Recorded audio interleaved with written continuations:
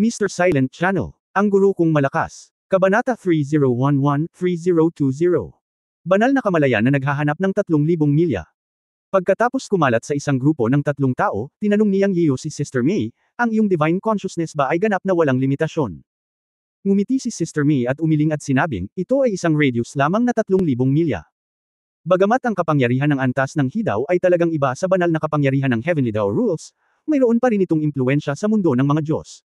Tumango siyang Yiyo at sinabing, tama na. Iba talaga ang lugar na ito. Ang hanay ng divine consciousness na 3,000 milya ay hindi apektado sa lahat. Isa na itong makalangit na operasyon. O masasabing ito ay isang kakayahan na mayroon lamang ang antas ng Hidaw. Kahit na ang kanyang kaluluwa ay wala sa kanyang katawan, ang kanyang mga iniisip ay maaari lamang sa loob ng 100 milya. Anyway, kasama sina Sister May at Xuantong at iba pa, walang problema sa pagsasanay ng Blood Beast Mountains. Ang pagsasanay ng mga malakas na Hidaw ay karaniwang nasa gitna ng mga Diyos. Ang iba pang 4 na lugar, para sa mga strongman sa antas ng Hidaw, ay hindi isang banta. Ang layunin ng pagpasok sa Blood Beast Mountains ay upang mahanap si Lord Rabbit at Little Phoenix. Ayon kay Sister May, maaaring itapon siya ni Lord Rabbit sa dagat ng dugo, kaya posibleng iba ang pakikitungo niya sa Little Phoenix. Ang bawat isa ay inayos ni Lord Rabbit. Marahil ay wala sila sa iisang lugar, ngunit maaaring nasa iba't ibang lugar sila sa Blood Beast Mountain Range.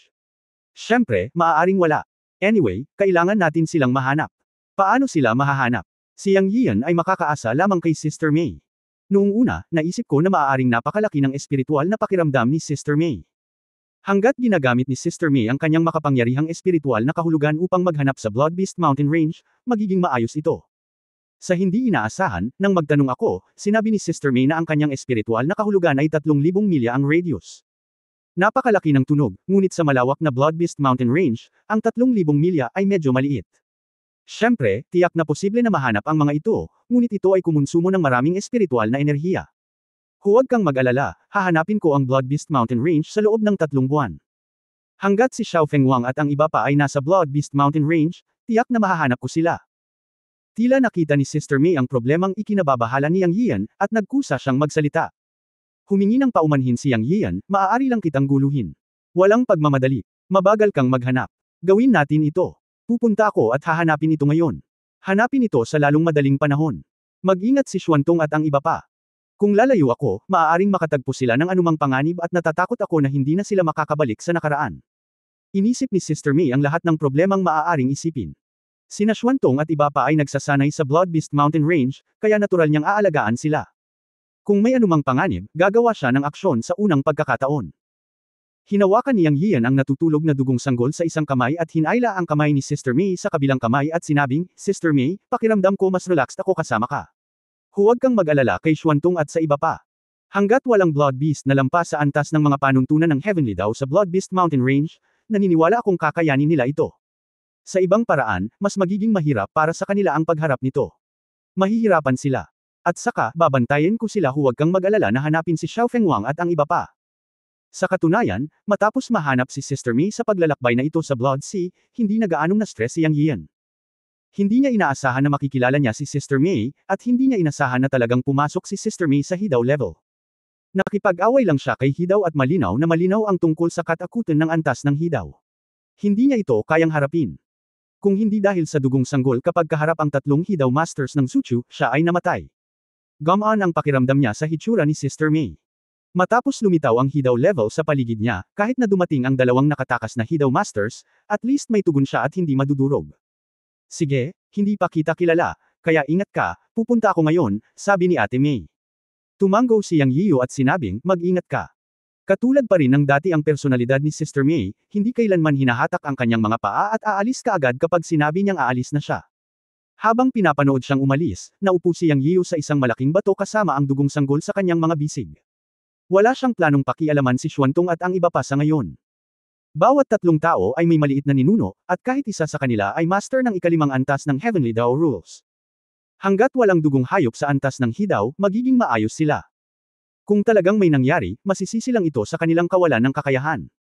Ang pagsasanay na walang dugo ay hindi itinuturing na pagsasanay, ito ang pamantayan ni Yang Yiyo. Bukod pa rito, kalahati ng kanyang mga nasasakupan ay nasa ika-5 antas na ngayon ng Heavenly Dao, at bawat isa sa 9 na tunay na dragon sa ilalim ng upuan ni Sister May ay nasa tuktok ng ika-5 antas ng Heavenly Dao Rules.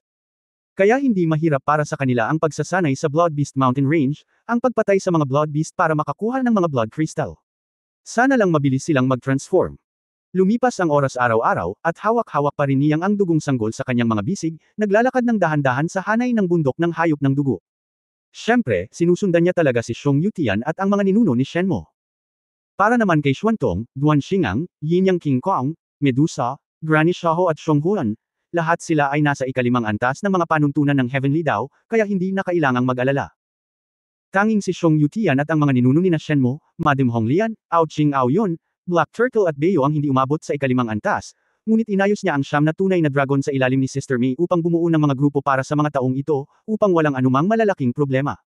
Ngunit hindi siya masyadong napanatag, kaya sumunod siya sa kanila. Sa kaso ng mga sitwasyon na nagbabanta sa buhay, hindi niya maaaring baliwalain ang mga ito. Lumipas ang 2 buwan sa isang kisap mata. Sa panahong ito, ang bawat grupo ni Xuantong at iba pa ay nakaranas ng matinding labanan. Ang mga hayop sa dugo ay mabangis, ngunit sila ay mga hayop kung tutuusin. Gaano man sila kabangas, hahabulin sila ng walang katalinuhan upang harapin ang karanasan ni Xuantong at ng iba pa. Ito ay mabangis, ngunit walang mabangis na hayop sa antas ng hidaw. Nakipag-usap siyang Yian kay Sister May, at dapat walang mabangis na hayop sa antas ng hidaw.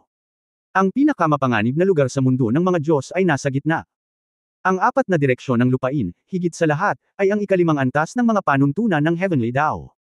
Bilang karagdagan sa pangangaso ng mabangis na hayop upang makakuha ng mga kristal ng dugo, ang Blood Beast Mountain Range ay talagang karapat-dapat na kilalanin bilang ang lugar na may pinakamayamang likas na kayamanan. Si Xuantong at iba pa ay nakakuha na rin ng maraming mahiwagang gamot, mahiwagang bato, at iba pa. Maging si Yang Yiyo, na nagtatago sa likod, ay nangolekta ng maraming mahiwagang gamot. Ang utos ni Yang Yiyo sa kanila ay bigyang kasiyahan muna ang kanilang sarili. Pagkatapos nilang makuha ito, kukunin muna nila ito upang maapektuhan ang larangan ng paglilinang.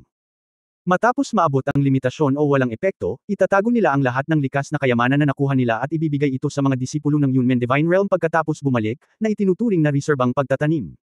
Makalipas ang 3 buwan, hindi na hinintay ni Yang Yiyo na bumalik si Sister May. Dahil dito nakaramdam siya ng kaunting pag-aalala.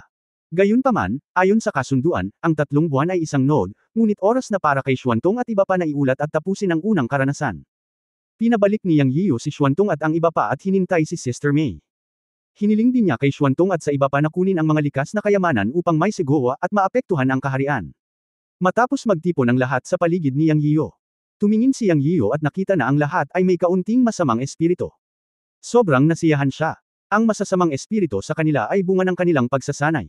Siya, direktang nagutos sa kanila na magsanay at masira ang kaharian. Sa katunayan, ito ay kasanayan ng Shenmo Patriarch at ng iba pa na hindi pa umabot sa ikalimang antas ng Heavenly Dao. Para naman sa siyam na totoong dragon, sina Xuantong, Duan Xingang, ang mag-asawang Yin Yang King Kong, at Xiong Huan, hindi na nila kailangang magsanay. Nasa tuktok pa rin sila ng ikalimang antas ng Heavenly Dao, at hindi sila makalusot dahil lang sa gusto nila. Kabanata 3012 siyam na Dragon Lotus Formation. Isang kisap mata, 2 buwan na ang lumipas, at hindi pa rin bumabalik si Sister May. Hindi maiwasan ni Yang Yian na mag-alala. Ngunit iniisip ang tungkol sa lakas ng paglilinang ni Sister May, naisip niyang hindi ito dapat maging problema. Maghintay ng kaunti pa. Lumipas ang 1 pang buwan, at hindi pa rin bumabalik si Sister May, ngunit ang Shenmo Patriarch at ang magkapatid na Xiong Yutian, Ao Ching at Ao Yun ay sunod-sunod na nakapasok sa ikalimang antas ng Heavenly Dao Rules. Ito ay sa loob ng inaasahan ni Yang Yian. Nasa ika-4 na antas silang lahat. Sa nakalipas na 6 na buwan ng paglilinang, sumisipsip sila ng maraming kristal ng dugo at likas na kayamanan. Bilang karagdagan, sila ay nabautismuhan ng dugo sa unang pagsasanay at pakikipaglaban. Sa kanila, wala sa kanila ang may mahinang talento. Ngayon 3 na lang ang natitira, sina Xuanggui, Beiyuer at Madam Honglian. Gayunpaman, nasa cultivation pa rin silang 3. Nararamdaman ni Yang Yian na hindi problema para sa kanilang 3 na makapasok sa ikalimang antas ng Heavenly Dao Rules. Ang bawat tao ay nagpapalabas ng isang malakas na pagbabago-bago ng enerhiya, at maaaring maramdaman na silang lahat ay nasa huling pag-atake. Ang ika-9 na buwan mula noong umalis si Sister May. Boom! Boom! Boom! Sunod-sunod na sumugod ang huling 3 tao. Sa ngayon, ang lahat ng Heavenly Dao sa ilalim ng upuan ni Yang Yiyo ay pumasok na sa ikalimang antas ng mga panuntunan ng Heavenly Dao. Humanda ka, alis na tayo. Tumingin si Yang Yiyo sa lahat at nagsalita. Hinintay niya sina Xuanggui, Beiyu, at Madam Honglian na makalusot at matapos ang kanilang cultivation, at pagkatapos ay nagsalita. Natapos na ng lahat ang kanilang paglilinang. Sa katunayan, si Xuantong at ang iba ay hindi nagsanay, ngunit nakaupo lamang sa pagninilay-nilay upang mapangalagaan ang kanilang espiritu. Naabot nilang lahat ang ikalimang antas ng mga panuntunan ng Heavenly Dao, at ang tagumpay ay ang antas ng Hidaw. Ito ay hindi isang pambihirang tagumpay na maaaring makamit sa pamamagitan ng pagsasanay at pagsipsip ng mga likas na materyales at kayamanan. Sa madaling salita, sina Xuantong at iba pa, tulad ni Yang Yiyo, ay mga bottleneck sa malaking pass. Upang makalusot, kailangan mo ng mga pagkakataon at ang pangunawa ng Great Dao. Walang kwenta ang mag-practice ulit. Sa utos ni Yang Yiyo, lahat ay handa nang umalis. Wala pang balita tungkol kay Sister Mei, at hindi na maghihintay si Yang Yiyo. Gusto niyang pumunta at hanapin siya. Bagamat wala siyang makapangyarihang espiritual na kamalayan ni Sister Mei, nasa tabi niya ang 9 na totoong dragon sa ilalim ng upuan ni Sister Mei. Ang 9 na tunay na dragon ay may parehong mga ugat tulad ni Sister Mei at nararamdaman nila ang hininga ni Sister Mei. Naramdaman ba ni Delong ang aura ni Sister Mei? Delong ang pangalang ibinigay ni Sister Mei sa mga totoong dragon sa ilalim niya. Mula nang makarating sa Blood Sea, 9 na tunay na dragon lamang ang nakaligtas, kaya pinangalanan sila ni Sister Mei ayon kay Delong, Orlong, Sanlong, Silong. Sila. Walang mga pangalan noon. Aking Panginoon, ang hari ng dragon ay nasa timog. Si Delong ay lubos na gumagalang kay Yang Yiyo. Kinilala ng 9 na tunay na dragon si Yang Yiyo bilang kanilang Panginoon mula simula hanggang wakas, at iginagalang si Sister Mei bilang Dragon King. Kung gayon ay umalis na tayo. Yang Yiyo. Malapit nang manguna. Sa oras na ito, sinabi ni Delong, Panginoon, dadalhin ka namin. Yang Yiyo ay natigilan at sinabing, mas mabuting mag-isa akong pumunta. May nakal-alasong miasma sa kalangitan sa itaas ng Blood Beast Mountain Range, at maaaring may lumilipad na mga hayop na may dugo. Panginoon ko, huwag kang mag-alala. Kaming 9 na maaaring mag-transform sa totoong katawan ay bumubuo sa porma sayo ng 9 Dragon Lotus. Kaming 9 ay makakalaban sa pag-atake ng Dragon King gamit ang aming pinagsamang depensa. Tumango si Delong sa iba pang 8 dragon habang nagsasalita. Pagkatapos ay kumislap ang buong katawan niya ng Dragon Light. Sa sumunod na sandali, isang dragon ang umungal sa kalangitan. Tapos, sunod-sunod na umuungal ang 8 dragon. Kumikislap ang makulay na banal na liwanag. Ang 9 na dragon ay may iba't ibang kulay. Sa sandaling ito, nag-transform sila sa kanilang tunay na katawan at lumipad sa kalangitan, na napakaganda. Ang 9 na totoong dragon ay halos 100 metro ang haba. Ngunit bumuo sila ng isang bilog pagkatapos lumipad sa kalangitan. Pagkatapos ng isang putok, isang makulay na lotus ang lumitaw sa likod ng 9 na tunay na dragon, na bumubuo ng 9 na dragon na may dalang lotus. Sa oras na ito, nakatitig si Yang Yiyo at ang iba pa. Pwede bang ganito? Ang malaking katawan na nagpapadalisay ay ganap na isang katawan ng enerhiya, na may makukulay na sinag ng liwanag na kumikislap, at ang tunay na katawan ng 9 na dragon ay nasa ilalim ng lupa. Naiintindihan na ngayon ni Yang Yiyo na ito ay isang cool na mobile palace. Mula sa malayo, ang mga inscription sa 9 na tunay na dragon ay bumubuo ng isang bilog na may iba't ibang kulay, na konektado sa lotus, na isang malaking trono ng lotus. Pagkatapos nito, kumislap ang banal na liwanag at damapo sa lupa. Gayunpaman, nang ito ay naghihintay na lumapag, lumiit ito ng higit sa kalahati at mukhang 30 meter diameter. Guro, mangyaring umakyat sa lotus platform. Boses ni Delong. Nang matapos magsalita si Delong, dahan-daang dumampi sa lupa ang isang lotus petal na may banal na liwanag at bumuo ng hagdanan para umakyat. Medyo natuwa si Yang at naapakan ito. Halika. Hindi niya nakalimutang sabihin kay Xuantong at sa iba pa. Nagulat ang huli at sumunod sa likod ni Yang Yian. Pagkatapos ay umakyat ang lahat sa malaking lotus. Nang pumasok sila, nalaman ni Yang Yian na ang pagpipino na ito ay talagang hindi simple. Ito ay hindi lamang isang purong enerhiya na katawan. Binubuo ito ng 36 na lotus petals. Ang bawat talulot ay may sinaunang at komplikadong mga inscription na kumikislap dito. Sa mas malapit na pagsisiyasat, mas mukhang isang piraso ng kaliskis ng dragon. Ito ay isang enerhiyang katawan sa anumang oras, ngunit ito ay parang totoong bagay kapag natapakan. Sa gitna ng lotus, mayroong 3 metrong lotus heart platform. Hindi rin maliit ang espasyo. Tila 30 metro ang diametro nito, ngunit sa katunayan, pagkatapos pumasok, binago ng katangian ng espasyo ang espasyo. Ang buong lotus ay may espasyo na 100 metro. Ito ay napakalawak. Bilang karagdagan sa pakiramdam ng kapangyarihan ng katangian ng espasyo, naramdaman din ni Yang Yian ang hindi bababa sa 8 katangian na umiral sa pagitan ng langit at lupa, na halos perpekto. Sa sandaling ito, napagtanto niya na ang pagbuo ng lotus na nabuo ng 9 na totoong dragon ay talagang hindi simple. Lalong nabigla si Duan Xingang at ang iba pa. Ang upuan ng master ay talagang puno ng mga talento, na lubhang kahanga-hanga. Nakaupo si Yang Yiyo sa Lotus Heart platform na may dugong sanggol sa kanyang mga bisig, at si Xuantong at iba pa ay nakakalat sa paligid. Sa oras na ito, umungal ang dragon. Ang dragon ay umuungal ng isa-isa, na may kamangha-manghang momentum, nanginginig ang lupa. Lumipad ito sa langit. Ang langit ay puno ng makamandag na miasma, ngunit hindi nito mahawakan ang trono ng Lotus. Ang Lotus Throne ay isang pangalan na binanggit ni Yang Yio sa kanyang isipan, at pakiramdam niya ay angkop ito. Ang Lotus Throne na nabuo sa pamamagitan ng kapangyarihan ng tunay na dragon ay tila makulay, ngunit ito ay malinaw din. Ang pag-upo dito ay hindi nakakaapekto sa pagtingin sa labas ng kapaligiran. Lumilipad ng dumiretso sa timog. Nalaman ni Yang Yio na ang bilis ay hindi mas mabagal kaysa noong ginawa niya ang hangin at mga pakpak ng ulap, at naramdaman niya na hindi ito ang limitasyon ng bilis. Nakaupo siya sa Lotus Heart platform, nakaramdam ng pagkasabik, at naramdaman na isa lang itong mobile na palasyo na ginawa para sa kanya. Siyam na trono ng Dragon Lotus. Napakasarap pakinggan at panuurin. Matagal nang nawala ang lahi ng dragon. Masasabing si Sister May at ang iba pang lahi ng dragon ay marahil ang mga lahi ng dragon sa buong tatlong kaharian, hindi ba? Mayroon kang ganoong mount, na malamang nakakaiba sa buong Three Realms. Ito ay ganap na pinakamahusay.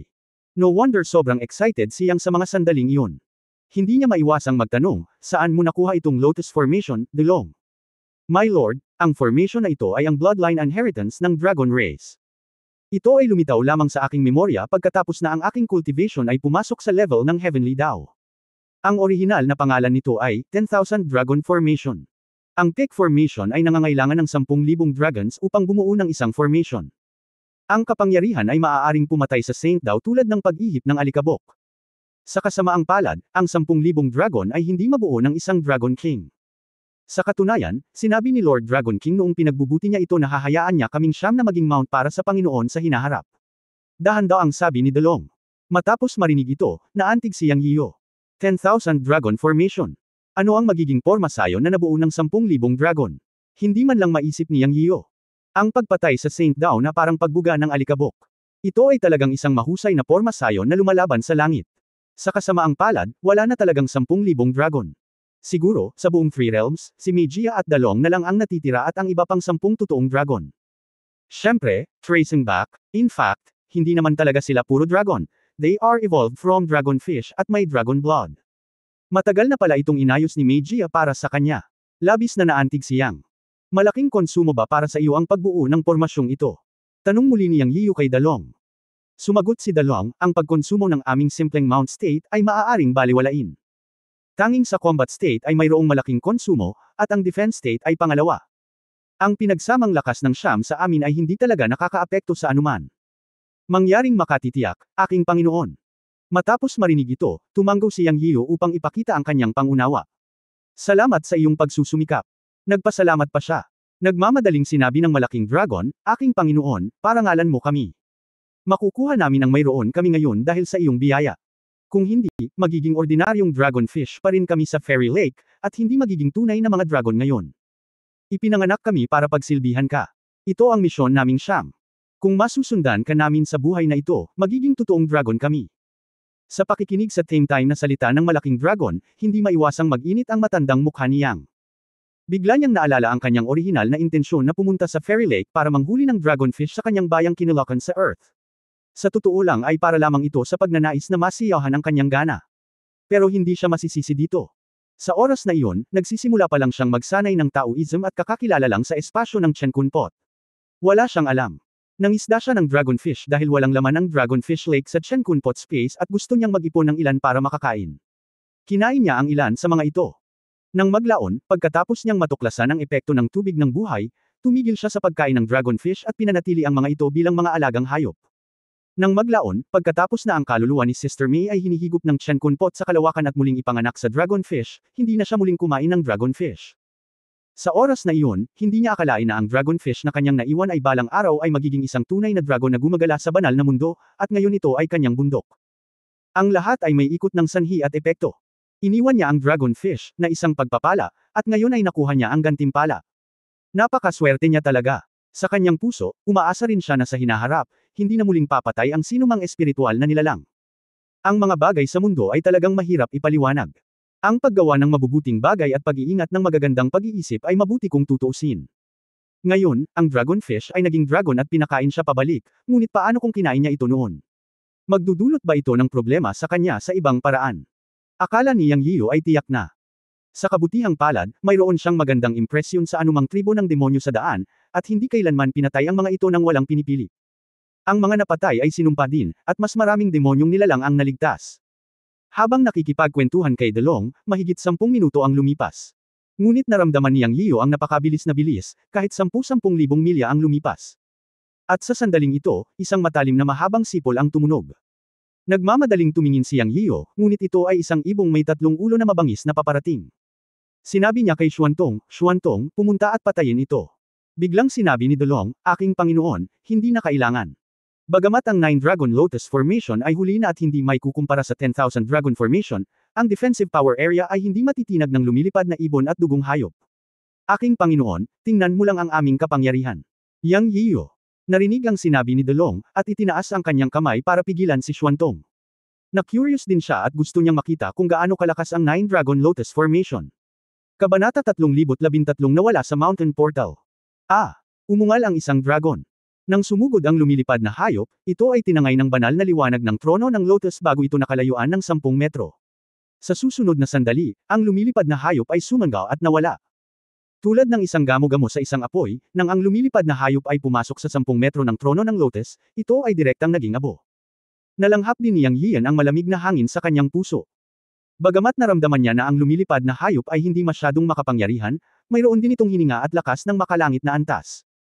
Pagharap sa siyam na Dragon Lotus Formation na nabuo ni Delong, nawala ito sa isang iglap na talagang medyo nakakatakot. Sinaksihan ito ni Xuantong at ng iba pa, at hindi nila maiwasang makalanghap ng malamig na hangin. Ito ay masyadong malakas. Nakita lang ng lahat ang banal na liwanag ng siyam na Dragon Lotus na kumikislap, at ang lumilipad na hayop ay direktang naging abo. Ang kapangyarihan pagkatapos magsanib ang siyam na dragon sa isa ay hindi gaanong malakas. Dahil dito, ang lahat ay hindi maipaliwanag na magkaroon ng malakas na tiwala sa sarili sa kanilang mga puso. Nakita rin nila na ang lotus na ito ay talagang bundok ng Panginoong Diyos. 9 Dragon Mounts, ito na siguro ang pinakakul na bundok sa God Realm, di ba? Si Xuantong at ang iba pa ay medyo naiinggit pa rin. Ang hitsura ni Meijia at Delong, ang mga totoong dragon na ito, ay talagang isang bagay na hindi inaasahan ni Xuantong at ng iba pa. Hindi nila naisip na ang mga totoong dragon na ito ay sumunod sa Panginoong Diyos matagal na ang nakalipas at umakyat mula sa mababang kaharian. Umakyat sila sa God Realm at pumasok sa Blood Sea para magsanay ng higit sa 30,000 taon. Ngunit sila ay isang natatanging pamilya ng mga tunay na dragon, na may orthodox na bloodline ng mga banal na hayop. Sa loob lamang ng mahigit 30,000 taon, ang kanilang paglilinang ay kapantay nila, o nalampasan pa nga sila. Kabilang sa kanila, sina Meijia at Mei Shenmo ay nakapasok pa sa antas ng Hidao. Noong una nilang malaman ang tungkol dito, lahat ay hindi makapaniwala. Ngunit iyon ang katotohanan. Hindi nila akalain na balang araw ay makakasama nila ang tunay na pamilya ng dragon sa ilalim ng iisang Panginoon, na isa ring uri ng karangalan. Ang tunay na dragon, kahit nasa God Realm, ay isang maalamat na makapangyarihan at misteryosong banal na hayop. Hindi katakatakang si Xuantong at ang iba pa ay nag-isip. Sa sandaling ito, nang makita si Delong at ang iba pang siyam na tao na bumubuo ng 9 Dragon Lotus Formation, na bumubuo ng isang Lotus Throne Mount para sa Panginoong Diyos, lahat ay talagang nabigla pagkatapos makita ang kapangyarihan ng bundok na ito. Shoo! Sa sandaling ito, isang mahabang sipol ang tumunog mula sa malayong ambon ng dugo. Tapos may mga mahahabang whistles. Dahil dito, kinabahan sina Yang Yiyan at Xuantong at iba pa. Mula sa tunog, alam nilang may lumitaw na grupo. Anong grupo? Halatang may lumitaw na grupo matapos pumatay ng lumilipad na hayop na may dugo. Delong, para kang nagudyok ng pugad ng puta. Ungol ni Yang Yiyan. Siyempre, hindi siya masyadong kinakabahan. Kung kinakailangan, maaari rin siyang kumilos sa kanyang sarili. Bukod dito, nakamit na ni Xuantong at ng iba pa ang ikalimang antas ng Heavenly Dao Rules.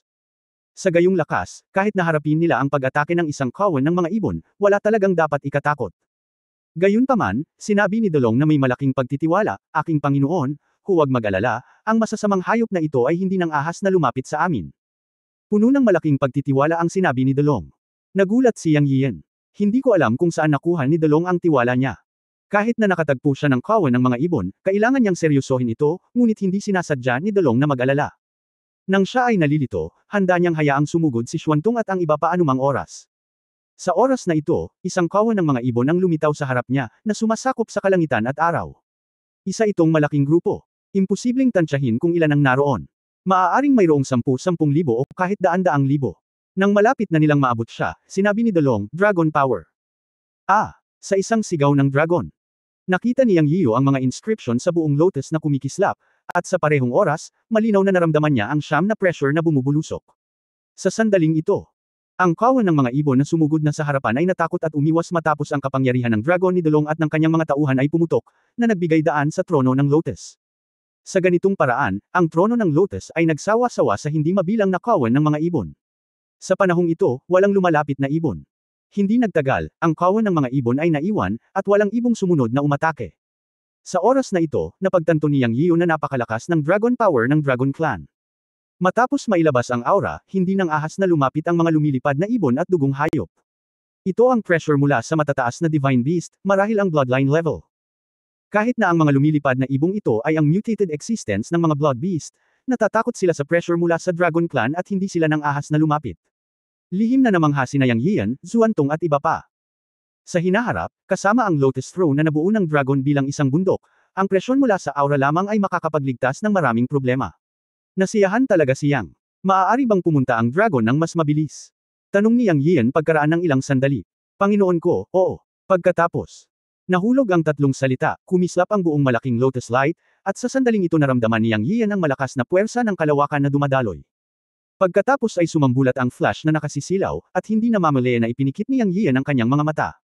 Ngunit ilang sandali lang, naramdaman niyang nawala ang liwanag. Nang muli niyang imulat ang kanyang mga mata, nakita niyang huminto na sa lupa ang trono ng Lotus. Panginoon, nandito na kami. Ang hininga ng Panginoong Dragon King ay narito, ngunit nawala ito pagkarating dito. Muling tumunog ang boses ng dragon. Tumingin si Yang Yian pagkatapos marinig ito. May parang salamin na bundok sa harapan niya. Ngunit nabigla siya saglit. Naririnig ang pagbabago-bago ng enerhiya sa kalawakan ngayon lang, alam niya na ang 9 na tao ng dragon ay tiyak na nakagawa lang ng space jump, at maaaring naglakbay sila ng 10,000 milya o mas matagal pa, direktang sinusubaybayan ang hininga ni Sister May hanggang dito. Ngayon isipin mo, ang bilis talaga ng mga dragon sa langit. Maaari talaga itong maglakbay sa buong espasyo. Ang kakayahang ito ay talagang isang regalo. Bumaba na ang lahat. Tumalon pababa si Yang Yiu mula sa trono ng Lotus hawak ang dugong sanggol. Sinundan siya ni Xuantong at ng iba pa sa lupa. Pagkatapos ay nabawi ni Dolong at ng iba pang 9 na tao ang kanilang mga katawan, at nawala ang trono ng Lotus. Dolong, sigurado ka bang nawala ang aura ni Sister May dito? Lam-ingalinga si Yang Yiu, at may tuktok ng bundok sa harap niya na kasing matalim ng salamin. Walang anuman sa paligid ng natitirang bahagi ng lupain, at may makapal na ambon ng dugo sa di kalayuan. Hindi mali ang Master, nawala ang aura ni Lord Dragon King dito. Paniguradong sabi ni Dolong. Tumanggaw si Yang Yiu at itinaas ang kanyang mga paa sa tuktok ng bangin. Naisip niyang baka may mali sa bundok na ito. Pagkatapos ng maingat na pagmamasid, talagang natagpuan niya ang ilang mga pagkakaiba. Sa parang salamin na pader ng bundok, iniskan ito ni Yang Yiu gamit ang kanyang kaluluwang pag-iisip at nakakita ng isang malaking naka-inscribe na portal. Ang buong tuktok ng bundok ay 100 talampakan ang taas. Sa sandaling ito, sa mga mata ni Yang Yiu, para itong portal na nakatayo sa pagitan ng langit at lupa.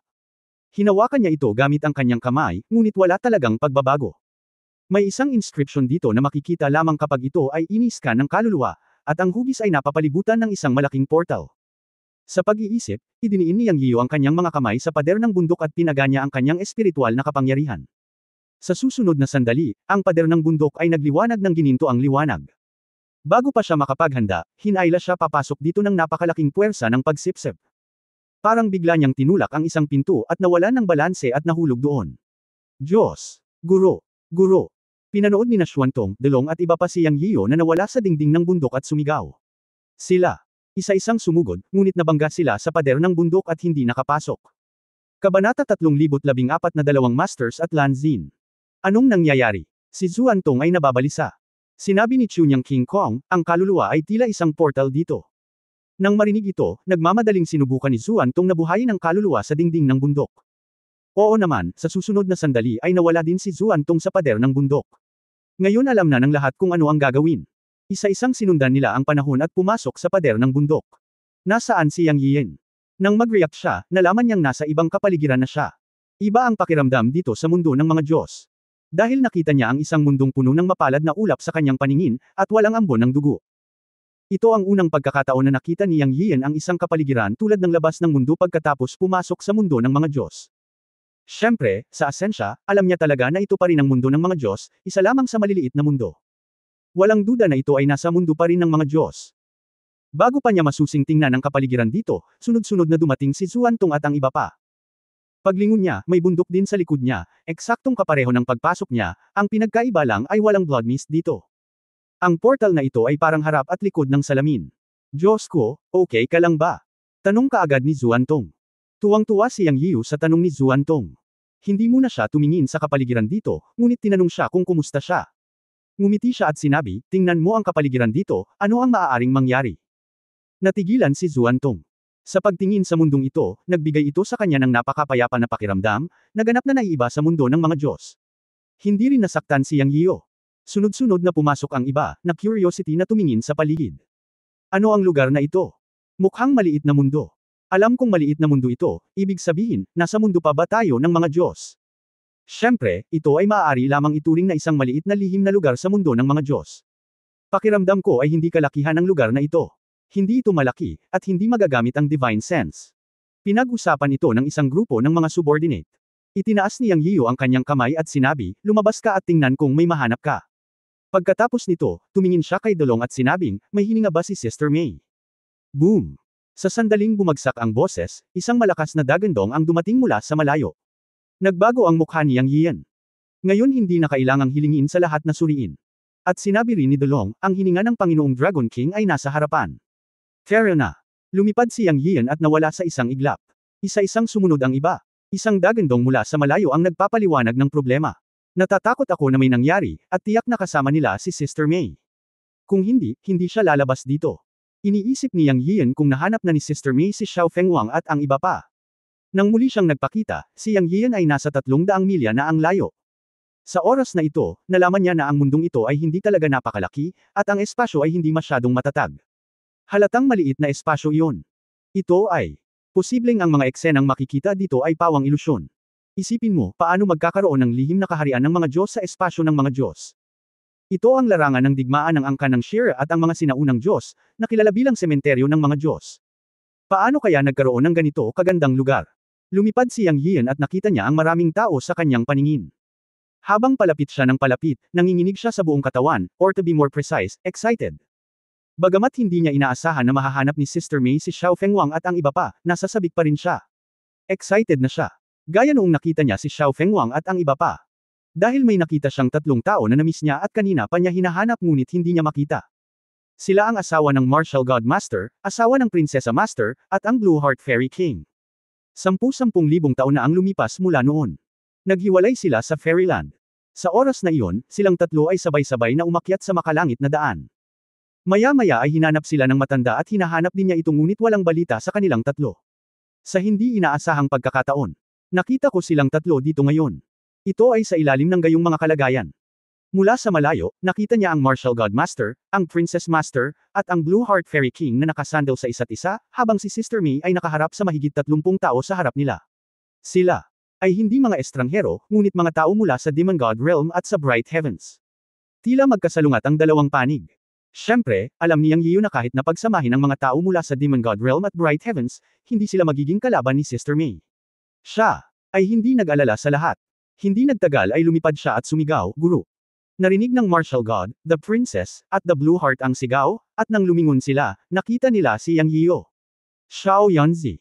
Napasigaw sa tuwa ang prinsesa na may mas agresibong personalidad. Lumipad si Yang Yiu at yumuko para salubungin sila, binabati ng disipulo ang Martial God Master at ang Princess Master. Sa wakas ay natagpuan ko na kayo. Tapos nagsulot din siya kay Blue Heart. Matapos ang hindi pagkikita sa loob ng 10,000 taon, naabot na nilang tatlo ang antas ng Heavenly Dao Rules, ngunit sa mga mata ni Yang Yiu, sila lang ang unang level ng Heavenly Dao Rules. Hindi man sila kasing galing ng mga lalaking nakapaligid sa kanya, hindi naman sila masama. Pagkatapos ng lahat, kumpara kay Xuantong at sa iba pa, ang tatlong Wuzen Master's Wife ay mga asenso mula sa mababang kaharian at hindi nagsasanay ng matagal.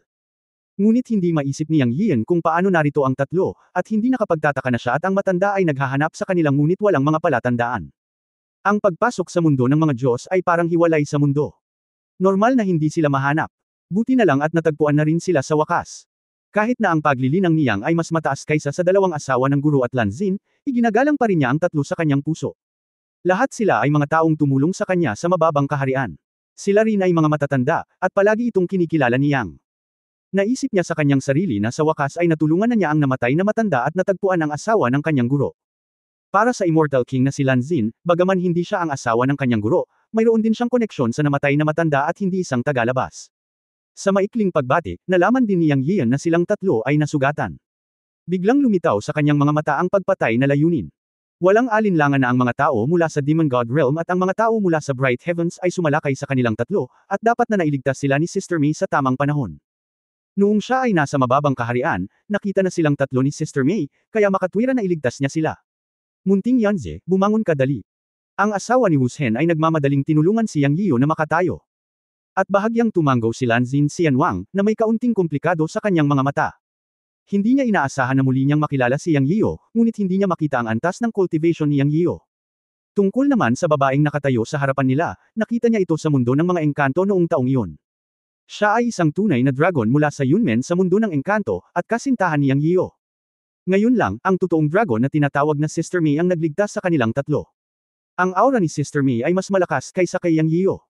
Ito ay nagparamdam kay Lanzin na hindi totoo. Lumaki na ba ang maliit na lalaki hanggang sa puntong ito? At ano ang tungkol sa kanya?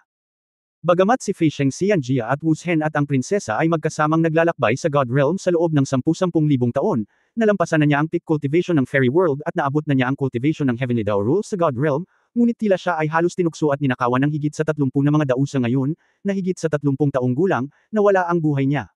Nang makitang muli si Yang Yiyo, ito ay talagang komplikado.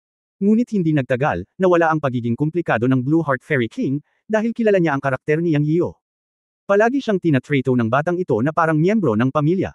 Siya ang kanyang amo, si Yun Changxi, at ginabayan din niya ang kanyang paglili ng maraming taon na ang nakararaan. Kaya hindi sila mga tagalabas. Xiao Yanzi, dumating ka sa tamang oras. Mukhang napakalakas ng cultivation mo ngayon. Bilasan mo at tulungan mo munang patayin ang mga bastard na ito. Tinukso talaga nila tayo at ninakawan ang mga kayamanan natin. Kung hindi lang biglang sumulpot si Xiao Mizi, nawalan ka na ng dalawang mistress, at syempre, mawawala sa iyo ang kapatid na si Lanzin. Walang pag-iingat na nagsalita ang prinsesa. Hindi niya itinuring si Yang Yiyo bilang isang tagalabas, ngunit talagang tinatrato siya bilang isang junior. Wala siyang pakialam na mas malakas na ngayon ang cultivation ni Yang Yiyo kaysa sa kanila. Hulaan ni Yang Yiyo sa kanyang puso na ang mga tao ng Demon God Realm at ang mga tao ng Bright Heavens ang bubuli sa dalawang mistress at sa Blue Heart Fairy King. Ngayon nakuha niya ang tamang sagot mula sa may bahay ng prinsesa. Sa oras din na ito lumipad si Zuan Tung at ang iba pa. Kinaikit ni Yang Yiyo ang kanyang mga mata at nakita ang mga taong nakatingin sa Devil God Realm at Bright Heavens na nagsasabi kay Xuan Tung at sa iba pa, patayin silang lahat. Dalawang malamig at pamatay na salita. Matapos marinig ito, si Xuan Tung at ang iba pa ay direktang sumugod sa mahigit 30 tao mula sa Devil God Realm at sa Bright Heavens nang walang sinasabi. Yang Yiyo, maglakas loob ka. Nagulat ang pinuno ng Devil God Realm nang marinig niya ito. Kahit na wala silang direktang salungatan kay Yang Yiyo mula nang pumasok sila sa mundo ng God's Realm, nakita na nila ang mga pamamaraan ni Yang Yiyo at natakot sila kay Yang Yiyo. May mga walang makapangyarihang tao na makakasama sa Dao sa kanila. Sa karamihan, sila ay nasa ikalimang antas ng Heavenly Dao Rules, at marami ang nasa ibaba ng ikalimang antas. Ngunit ngayon, lahat ng lalaki sa paligid ni Yang Yiyo ay nakapasok na sa ikalimang antas ng Heavenly Dao, at mayroong isang babae na ang antas ng paglilinang ay hindi nila nakikita sa pamamagitan ng pagtayo sa harap nila. Sa ganitong mga kalagayan, natural silang natakot nang marinig nila ang utos ni Yang Yiyo na patayin sila. Kahit malayo sila, naririnig pa rin nila Yang Yiyo na tinatawag ang dalawa sa tatlong magagandang babae. Asawa ni Master. Alam nilang nabangga sila sa pader sa pagkakataong ito. Hindi nila inaasahan na ang tatlong babaeng nakilala nila sa maliit na espasyong ito ay magiging asawa ng guro at matandang kaibigan ni Yang Yiyo, ang Diyos ng pagpatay. Kung papipiliin sila, siguradong hindi nila sila ma-provoke. Noong una, gusto lang nilang agawin ang banal na gamot na nakuha nila. Sa kritikal na sandali, isang babae na may gininto ang damit ang nagpakita sa kalagitnaan at pinilit silang lahat pabalik sa isang galaw lamang. Ngayong iniutos ni Yang Yiyo na patayin sila, paanong hindi sila mag-aalala? Gayunpaman, sinagot sila ni Yang Yiyo na may panunuya, kung gusto ninyong sisihin, sisihin ang inyong malas. Karapat-dapat kayong mamatay sa pag-provoke sa asawa ng aking guro. Patayin sila. Tumakbo. Ang pinuno ng Bright Heavens ay sumigaw at lumipad palayo. Mahigit 30 katao ang nagkalat sa isang iglap. Hinabol sila ni Xuan Tung at ng iba pa. Gusto mo bang kumilos ako? Lumingon si Ate May at nagtanong sa oras na ito. Sa katunayan, maaari niyang patayin ang mga ito, ngunit hindi niya ito ginawa ngayon. Una, medyo bullying na patayin ang mga taong ito sa antas ng hidaw, at pangalawa, nagpakita si Yang Yiyo bago niya magawa ito. Umiling si Yang Yian at sinabing, si Xuan Tung at ang iba pa ay sapat na, hindi sila makakatakas. Si Yang Yian ay natural na may buong tiwala kay Xuan Tung at sa iba pa. Lahat sila ay nasa ikalimang antas ng Heavenly Dao Rules. Kung hindi nila kayang pumatay ng higit sa 30 katao mula sa Demon God Realm at sa Bright Heavens, wala silang silbi. Kaya hindi na kailangang mag-alala, at hindi na kailangang kumilos si Sister May.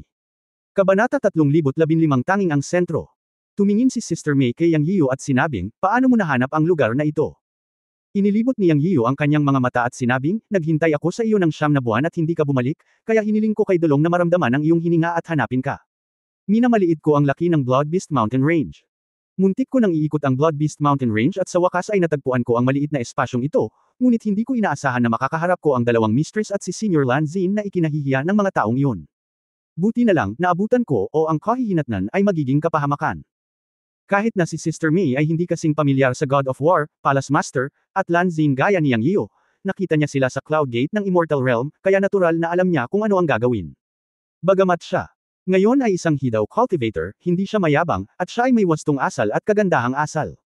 Siya ay orihinal na naghahanap kay Xiao Fengwang at ang iba pa, ngunit hindi niya inaasahan na masumpungan niya ang 3 tao dito at iniligtas sila. Salamat Miss May, lumapit si Lan Xin para pasalamatan siya. Tungkulin ko lahat, mabilis na ikanaway ni Sister May ang kanyang kamay. Si Yang Yiyo ay nagkaroon ng relasyon kay Yang Yiyo, kaya kahit na siya ay isang Saint Daw cultivator, hindi siya nang ahas na maging mayabang sa harap ni Lan Xin at ng iba pa. Pagkatapos ng ilang magalang na pag-uusap, hiniling ni Yang Yiyo kay Lan Xin na gumaling mula sa kanyang mga pinsala, dahil silang 3 ay nasugatan. Pagkatapos ay tumingin si Yang Yiyo kay Sister May at nagtanong, wala bang bakas ng Blood Beast Mountains? Alam ni Sister May na nagtatanong si Yang Yiyo tungkol sa maliit na phoenix at sa iba pa, at umiling at sinabing, hindi, hinanap ko na halos ang buong Blood Beast Mountains, at ang maliit na espasyong ito ang huling lugar. Pagkapasok, nakita ko silang 3, ang asawa ng Master, at wala pa ring bakas ng maliit na phoenix at dower. Sumimangot si Yang Yiyo at nag-isip kung gayon, iisa lang ang lugar. Ang sentro ng God's Domain. Napaisip din si Ate May. Tumanggo si Yang Yiyo. Ngayon ay naglakbay na sila sa buong 4 na sulok ng God's Domain World, at nakilala lamang nila si Sister May sa Blood Sea. Ito ang huling lihim na lugar sa Blood Beast Mountains, ngunit walang bakas. Ngunit sa kabutihang palad, natagpuan ito ng 2 asawa ng Panginoon at ni Lan Xin, na isang magandang bagay din. Ang maliit na phoenix at dower at ang kuneho ay dapat nasa gitna ng God's Domain. Pagkatapos ang tanging paraan upang pumunta sa susunod ay pumunta sa gitna ng God's Domain. Huwag kang mag-alala tungkol kay Dower at Xiao Fengwang. Magiging maayos sila dahil sa matandang immortal na Rabbit Lord. Susunod, pupunta tayo sa gitna ng God's Domain. Alam ni Sister May ang posisyon ni na Xiao Fengwang at Dower sa puso ni Yang Yiyan, at inaliw siya. Tumanggo si Yang Yiyan habang nag-iisip ng kung ano-ano. Habang nag-uusap ang dalawa, bumalik si Xuantong at ang iba pa. Ang Diyos ay hinarap. Iniulat ni Xuantong. Tumanggo si Yang Yiyan. Ang resulta ay tulad ng inaasahan. Bagamat maraming tao sa Demon God Domain at sa Bright Heavens, si Xuantong at ang iba pa kasama ang 9 na totoong dragon sa ilalim ng upuan ni Sister May ay hindi kakaunti. Ang pangunahing punto ay ang bawat isa sa kanila ay isang 5 antas ng pagkakaroon ng Heavenly Dao Rules. Ang pagpatay ng higit sa 30 katao ay hindi lahat ng 5 antas ng pagkakaroon ng Heavenly Dao. Ang resulta ay halata. Hindi nagtagal at nakabawi ang 3 asawa ni Wu Zhen mula sa kanilang mga sugat. Pagkatapos ng isang pag-uusap, nalaman ni Yang Yiyan kung paano sila pumasok sa maliit na espasyong ito, at nalaman din na ang mga tao ng Demon God Domain at ng Bright Heavens ay nagpapahirap sa kanila. Ayon sa asawa ng Martial God, pagkatapos nilang 3 ay umakyat sa Divine Realm, hindi sinasadyang nakarating sila sa Wildland ng Divine Realm. Ito ang lugar kung saan binantayan ng 4 na dakilang tagalabas ang gilid ng banal na kaharian. Pumasok sila sa isang sinaunang relic at pagkatapos ay direktang pumasok sa maliit na espasyong ito.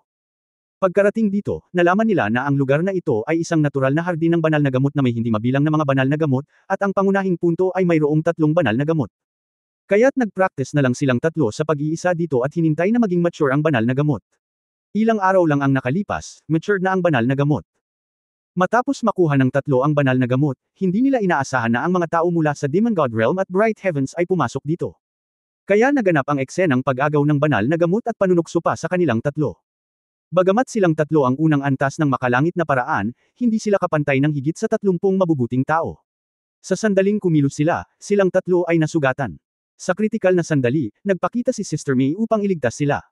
Maya-maya dumating din si Yang Yiyo. Tama lang ang lahat, at nagkataon lang. Parang, na may tadhana sa dilim, kung hindi ay hindi maiisip ang kahihinatnan. Napakaganda ng mga bagay sa mundo. Napabuntong hininga si Yang Yiyo matapos itong marinig. Kasabay nito, nagkaroon din siya ng ideya at nagtanong, Guro, ang ibig mo bang sabihin ay may iba pang pasukan sa espasyong ito? Oo, may altar sa silangan. Sa tingin ko isa rin itong sinaunang relic, na may entrance at exit.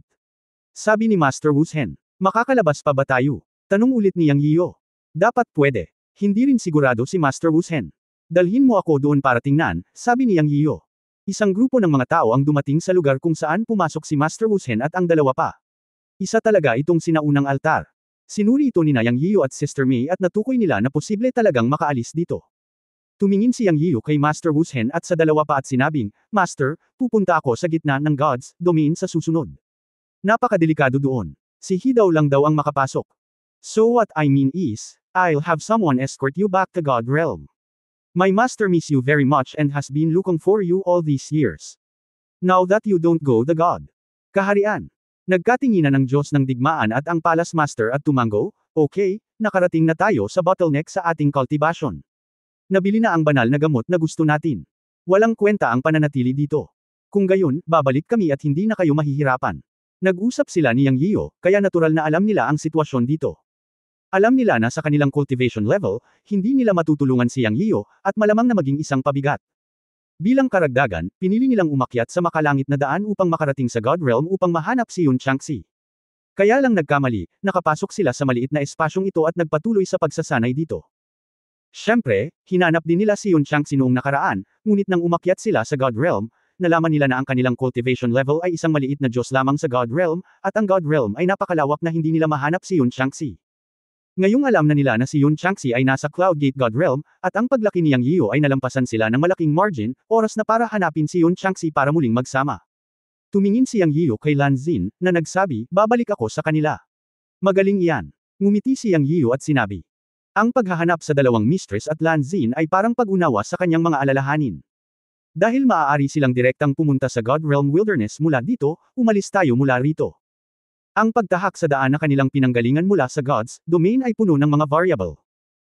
Pagkatapos, nagpasya si Yang Yiyo na hayaan ang 9 True Dragons, Xuantung, Medusa, Granny Sand Fox, ang magkapatid na Aoqing at Aoyun, Black Turtle, Beiyu, Xiong Yutian, ang Old Ancestor of Shenmo, at Madam Honglian na lahat ay bumalik sa Cloud Gate Divine Realm kasama ang dalawang mistresses at Lan Xin.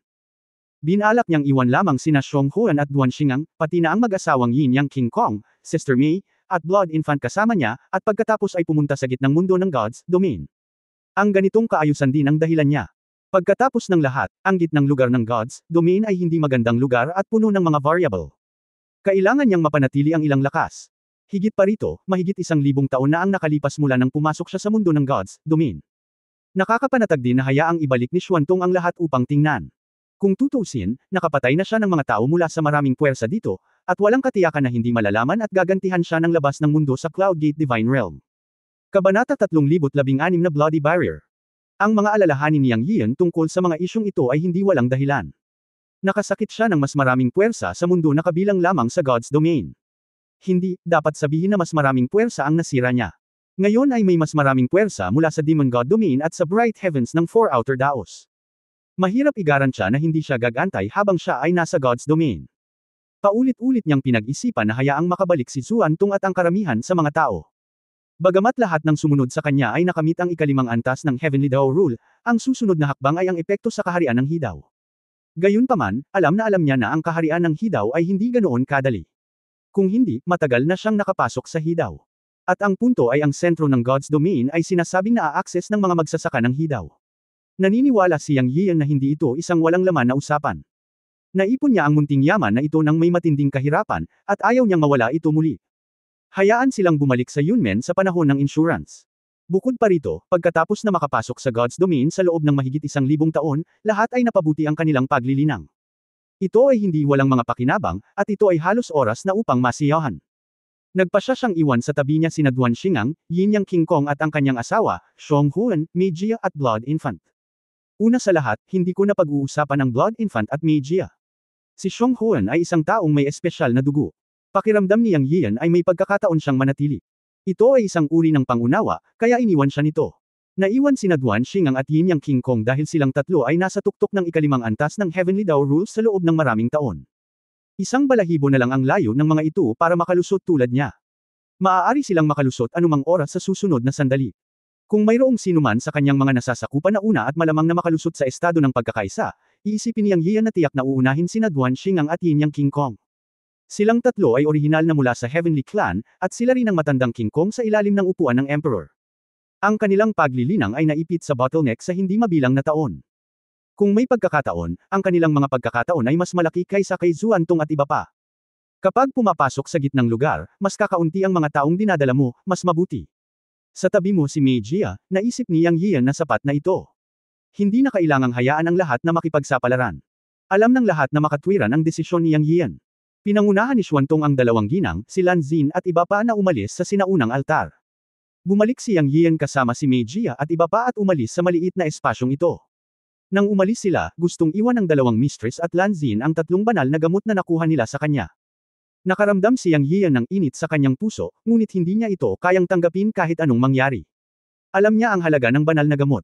Ito ang pinakamahalagang gamot na kilala sa God Realm. Ito ay epektibo para sa sinumang Diyos. Kahit kaya nilang ibigay sa kanya, hindi niya kayang tanggapin. Ngunit mabigat ang kanyang intensyon. Para sa kanya, ang pagkakaroon ng 3 banal na gamot ay maaaring makatulong sa kanya na makalusot, ngunit ito ay isang posibilidad lamang. Para sa mga may bahay at sa dalawa pa, ang pag-iingat ng mga banal na gamot ay tiyak na magpapasulong muli sa kanilang paglilinang. Kaya hindi ito tinanggap ni Yang Yian, at hindi niya ito kinaya. Ngunit tinanggap niya ang balak na ito. Matapos lumabas sa maliit na espasyo, kasama sina Duan Xingang at ang mag-asawang Yin Yang King Kong, Mei Jia at Xiong Huan, at ang dugong sanggol sa kanyang mga bisig, si Yang Yian at ang kanyang partido ay direktang pumunta sa gitna ng mundo ng mga Diyos. Ang paglalakbay na ito ay hindi lamang para hanapin si Lord Rabbit at Little Phoenix Dower, kundi para maghanap din ng pagkakataong makalusot. Alam na alam ni Yang Yian na mula ngayon, ang antas ng kanyang mga kaaway ay na-upgrade na sa antas ng hidaw, kaya kailangan niyang tumawid sa hidaw.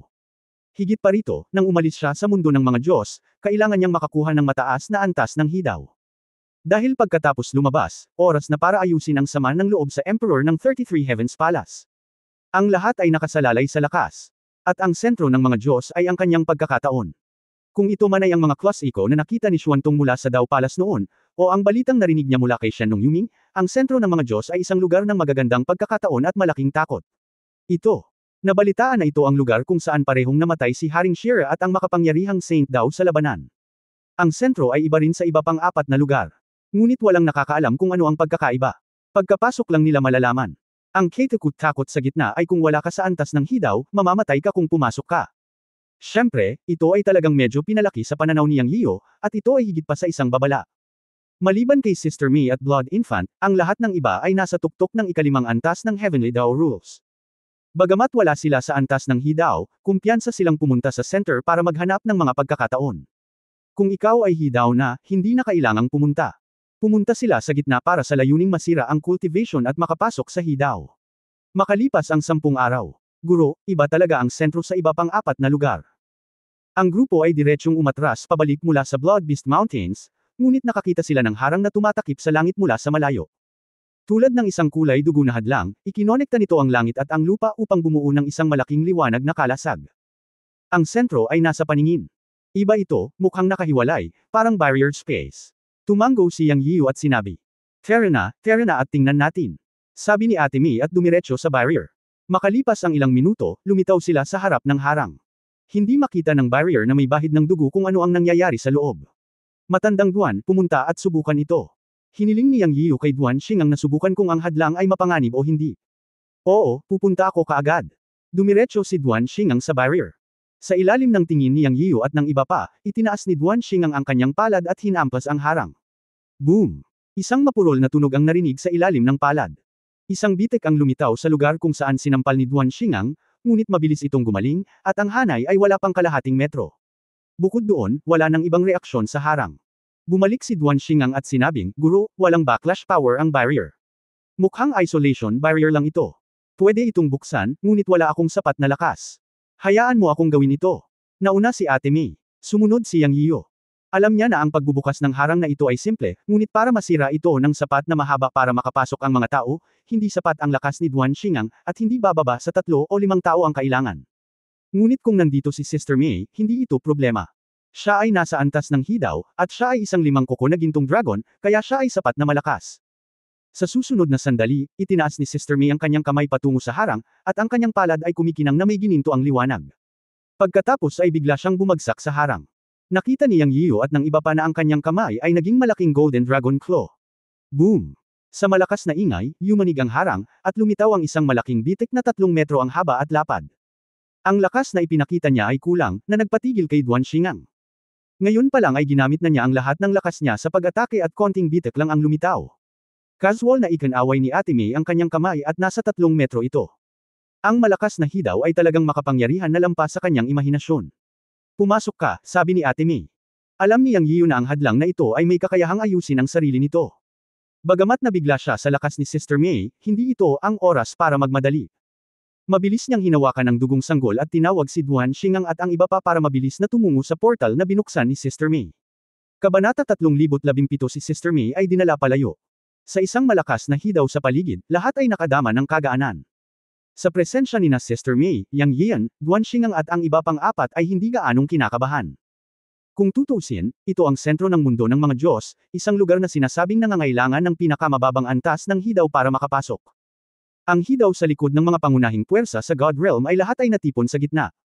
Dito nakikipagkumpetensya ang malalakas. Mayroong 15 o 16 na puwersa sa God Realm na nakalantad. Ayon kay Shen Nung Yuming, halos lahat ng puwersa sa Dao Hall ay may kahit isa o higit pang hidaw master sa likod nito. Ang mga taong ito ay lahat ay natipon sa mundo ng mga Diyos. Gayunpaman, sa tuwing sila ay nasa antas ng Tiandao, ang mga hidaw masters ay karaniwang nag-iisa at umalis, at pagkapasok, lahat sila ay nagmamadali sa gitna. Bilang karagdagan, si Zuchu at ang tatlo pa ay lumapit sa kanya upang agawin ang dugong sanggol, ngunit natalo sila ng dugong sanggol. Bagamat napatay ang isa sa kanila, nakatakas si Zuchu at ang isa pa at tiyak na nakarating sa gitna. Pagkatapos niyang pumasok dito, ang panganib ay talagang ilang beses na mas mataas kaysa sa ibang mga lugar, ngunit dumating pa rin siya. Matapos makapasok sa gitna, dapat siyang mag-ingat laban sa isang taong nagbabalak laban sa dugong sanggol. Sa oras na iyon, hindi maiiwasang magkaroon ng patuloy na labanan. Ito ay mahirap at mapanganib, ngunit kailangan niyang pumunta dahil kailangan pa niyang hanapin ang maliit na phoenix. Isa pa, basta maingat siya, walang magiging malaking problema. At saka, nandoon si Sister May sa tabi niya, at laging may garantiya. Siya ay hindi lamang isang makapangyarihang paglilinang sa antas ng hidaw, ngunit isa ring 5 kuko na gintong dragon na hayop. Si Sister May ay dapat na mas malakas kaysa sa parehong antas.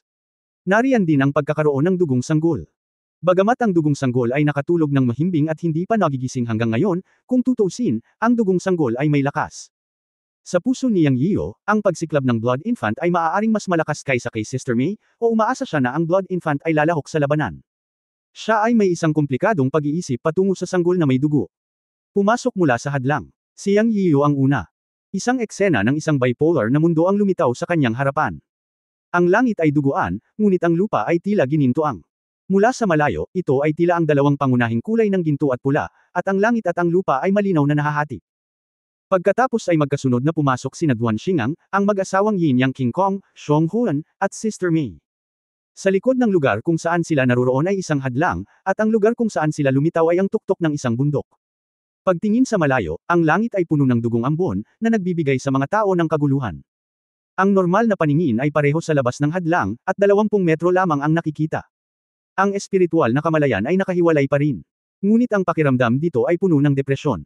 Puno ng dugo ang hangin at nagkaroon pa ng marahas na aura, at hindi niya maiwasang mairita. Sumimangot si Sister May at sinabing, napakalakas ng blood evil power sa hangin dito. Subukang huwag itong i-absorb at mahawahan ang iyong puso. Napabuntong hininga ang lahat ng marinig ang sinabi ni Sister May. Naglakas loob si Yang Yiyo na maramdaman na nawala ang pagkamayamutin pagkatapos niyang patakbuhin ang Qiankundao Seed power. May kakaiba talaga dito, ingat kayong lahat. Sabi niya. Pagkatapos ay tinanong niya si Sister May, nararamdaman mo ba ang maliit na phoenix? Umiling si Sister May at sinabing, ang lugar na ito ay ganap na naiiba sa labas ng mundo. Maraming lugar ang humaharang sa banal na kamalayan at walang paraan upang mahanap ito. Sabay-sabay tayong bumaba. Bumaba muna tayo ng bundok. Dahil nandito na tayo, tingnan natin itong misteryoso at kakaibang gitnang mundo. Sabi ni Yang Yiyo. Iyon lang ang paraan. Tumango si Ate May. Naisipan ng grupo na maglakad pababa ng bundok. Pagkatapos bumaba ng bundok, sinabi ni Sister May, may tinutumbok kami. Natigilan si Yang Yiyo at sinenyasan si Duan Xingang at ang apat na maging alerto. Tumingin siya kay Sister May, nahanap mo ba? Umiling si Sister May at sinabing, hindi ko ito mahanap. Sa katunayan, kami ay tinarget mula nang kami ay tumuntong sa hadlang. Hindi ako sigurado noon, ngunit mula nang bumaba ako sa bundok, nakita ko ito ng 3 beses. Ngayon ay natitiyak ko na tila may isang pares ng mga mata na nakatingin sa amin sa dilim. Tao ba o multo? Tanong ni Yang Yiyo. Umiling si Sister May nang hindi sigurado at hindi mahanap ang direksyon. Pero sigurado siyang may nakatingin sa kanila sa dilim. Ano ang dapat nating gawin ngayon? Tanong ni Yang Yiyo. Teka, dahil nakatitig ito sa atin, siguradong tatalon ito. Sabi ni Ate May. Ito lang ang tanging paraan. Walang ibang magandang ideya si Yang Yiyo. Nanatili sila sa kanilang kinaroroonan, pinalibutan ang lungsod, at alerto sa lahat ng panig. Ang pagharap sa hindi alam ay kadalasang pinakamasakit. Lumipas ang oras. Sa loob ng isang oras, walang gumagalaw sa paligid. Ang lupa dito ay parang mga burol sa disyerto, walang halaman. Bukod sa pagiging pula ng dugo sa ginto, walang espesyal dito. Sister May, nararamdaman mo ba ang presensya ng kabilang partido? Tanong ni Yang Yiyo sa mahinang boses.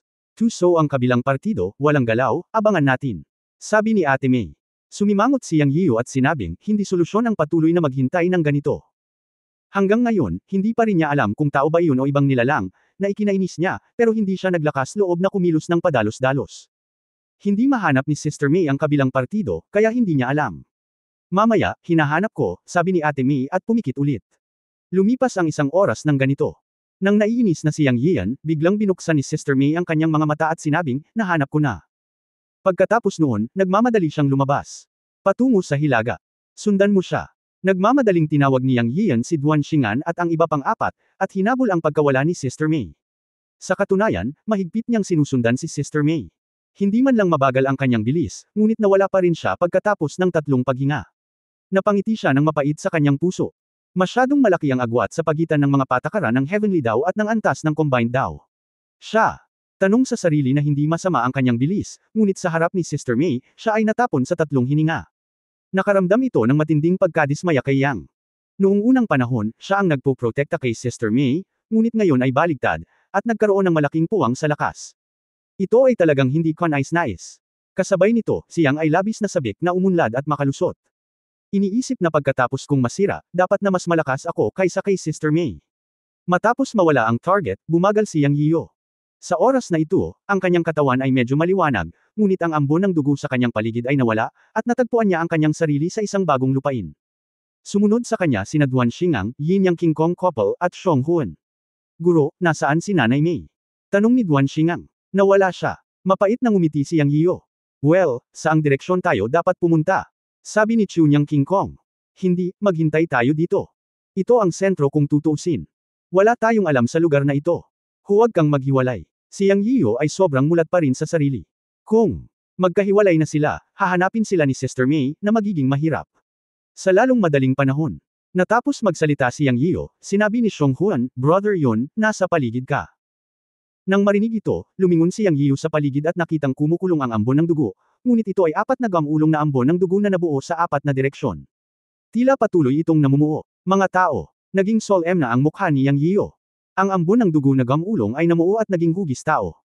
Tama nga, sa susunod na sandali, 4 na tao ang lumitaw sa kanilang paligid. 5 matandang lalaki. Nakasuot sila ng ginto, pula, berde at asul na damit, na lubhang kakaiba. Ngunit ang puso ni Yang Yiyo ay kumikibot. Alam na niya ang pagkakakilanlan ng 4 na matandang lalaki.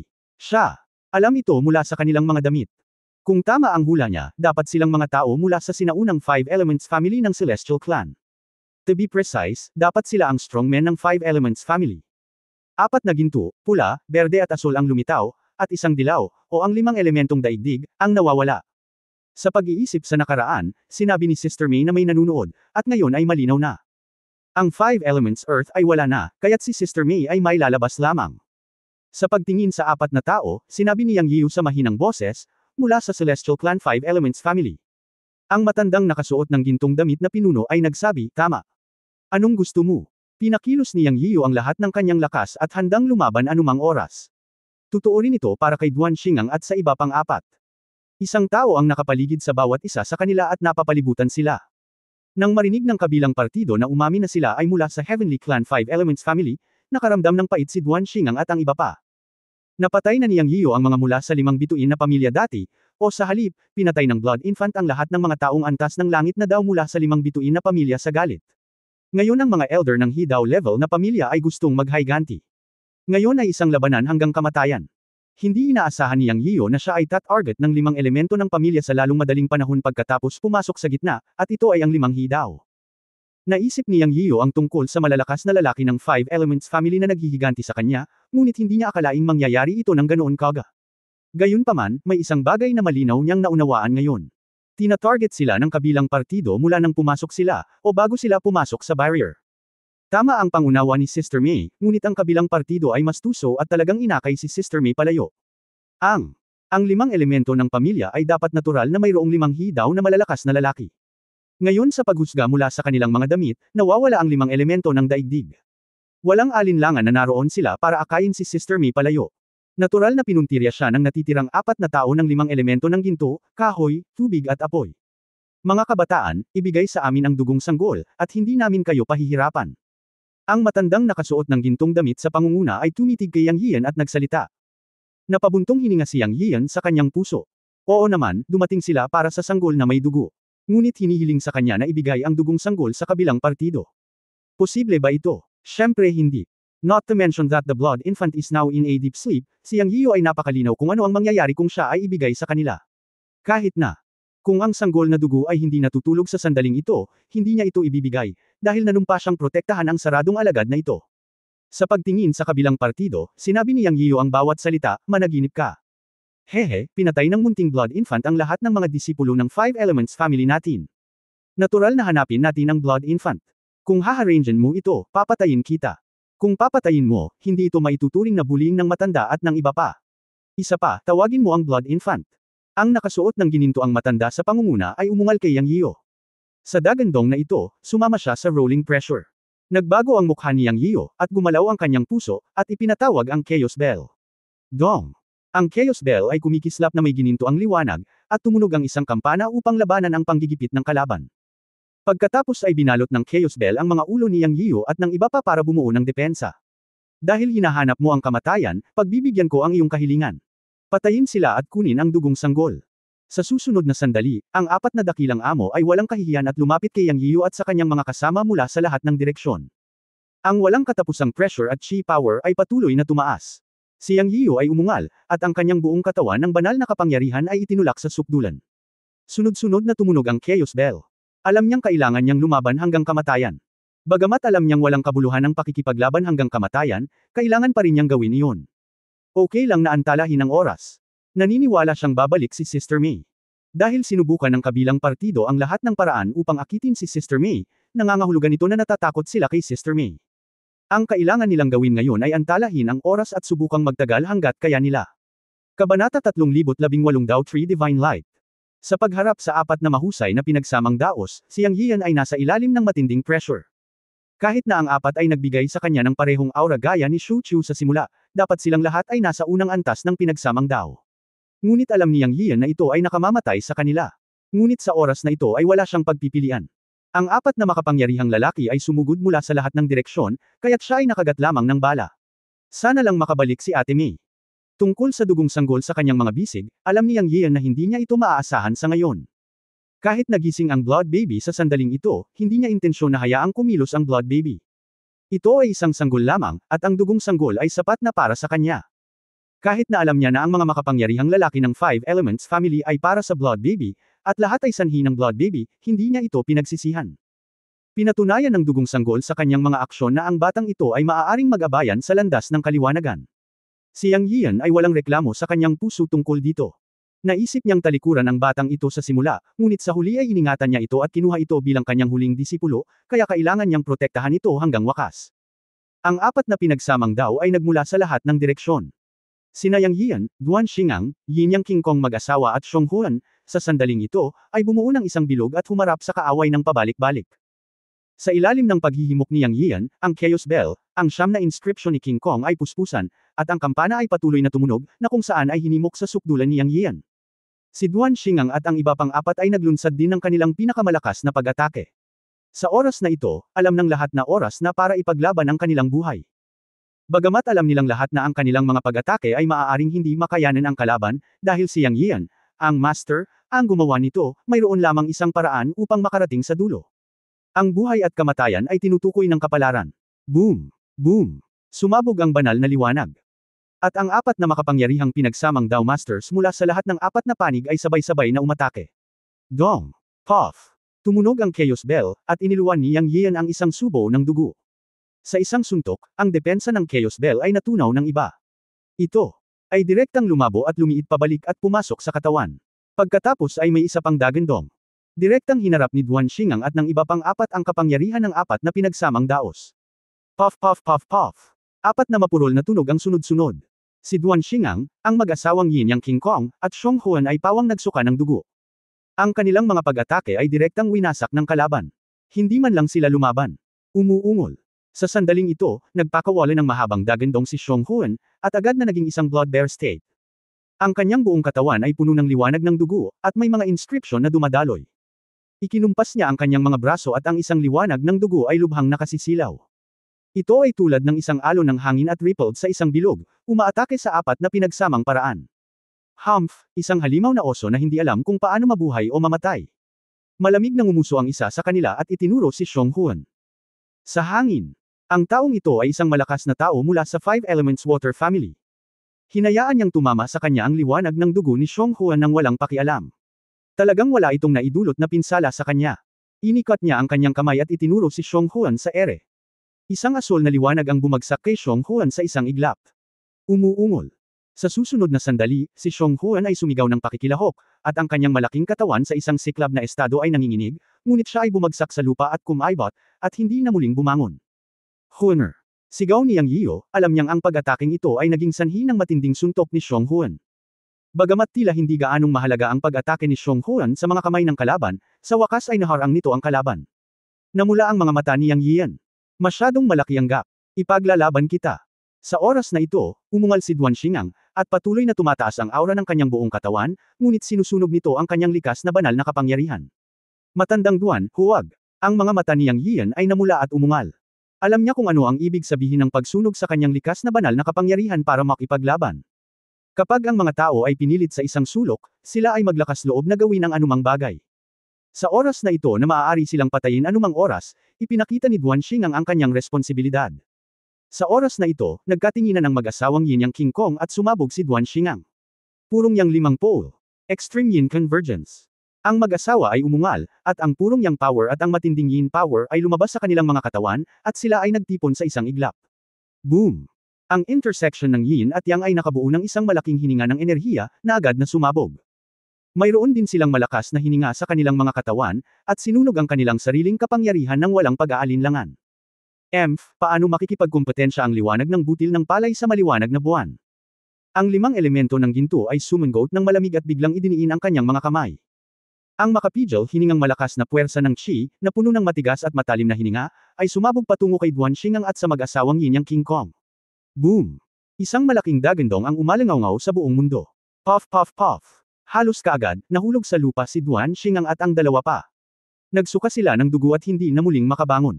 Sa isang maikling sandali, nahulog si Xiong Huan, at ngayon ay nahulog din si Duan Xingang at ang mag-asawang Yin Yang King Kong.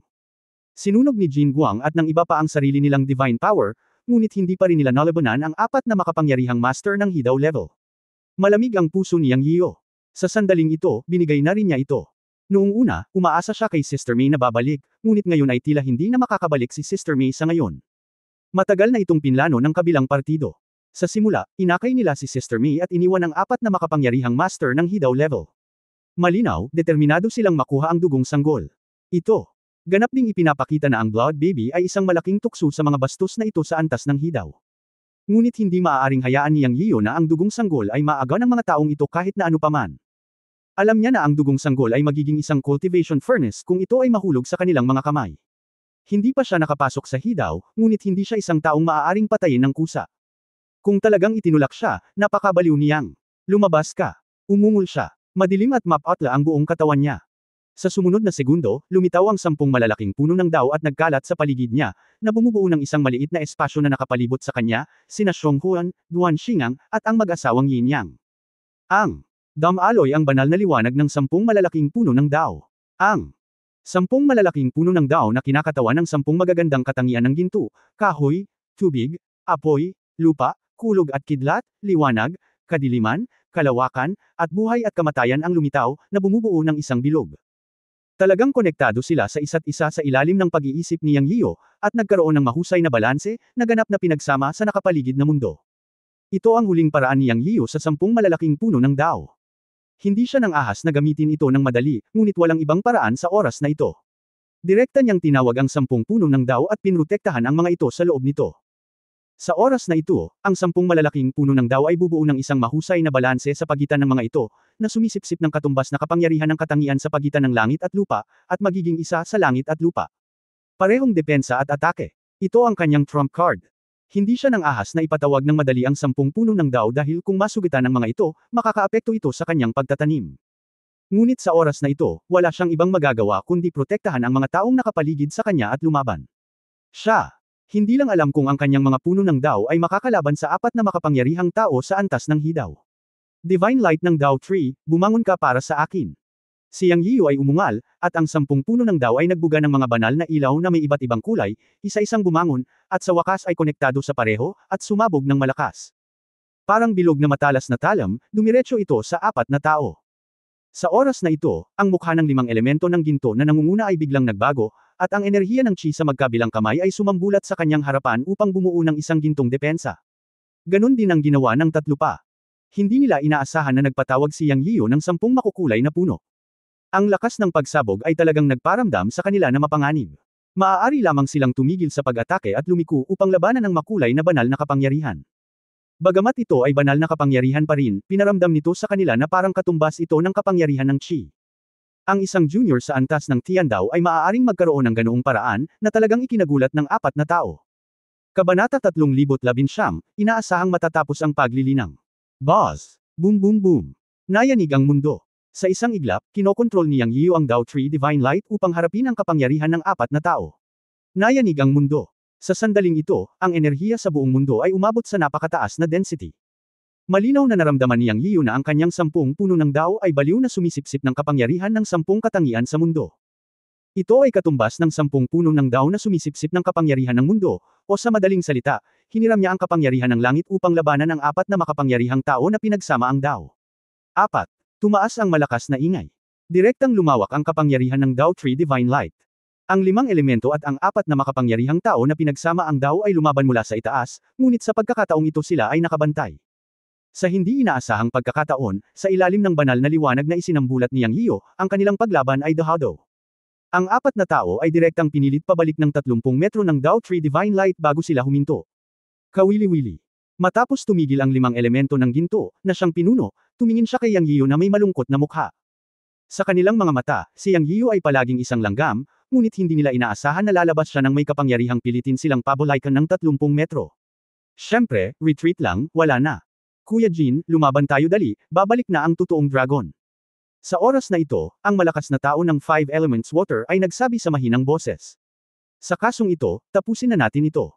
Ang 5 Elements 5 Great Families ay pinamumunuan ni Jin. Ang taong ito ay tumingin kay Yang Yiyu at nagsalita ng dahan-dahan, ngunit itinaas ang kanyang kamay at sinabi, 5 Elements Chi, Gold Slash. Pagkatapos ay itinaas din ng 3 pang tao ang kanilang mga kamay at sumigaw, 5 Elements Chi, Wood Vine. 5 Elemento Chi, Sunog ng Apoy. 5 Elemento Chi, Pagkasira ng Tubig. Biglang ipinakita ng 4 na tao ang 4 na kulay ng Chi sa kanilang mga kamay, ginto, pula, berde at asol.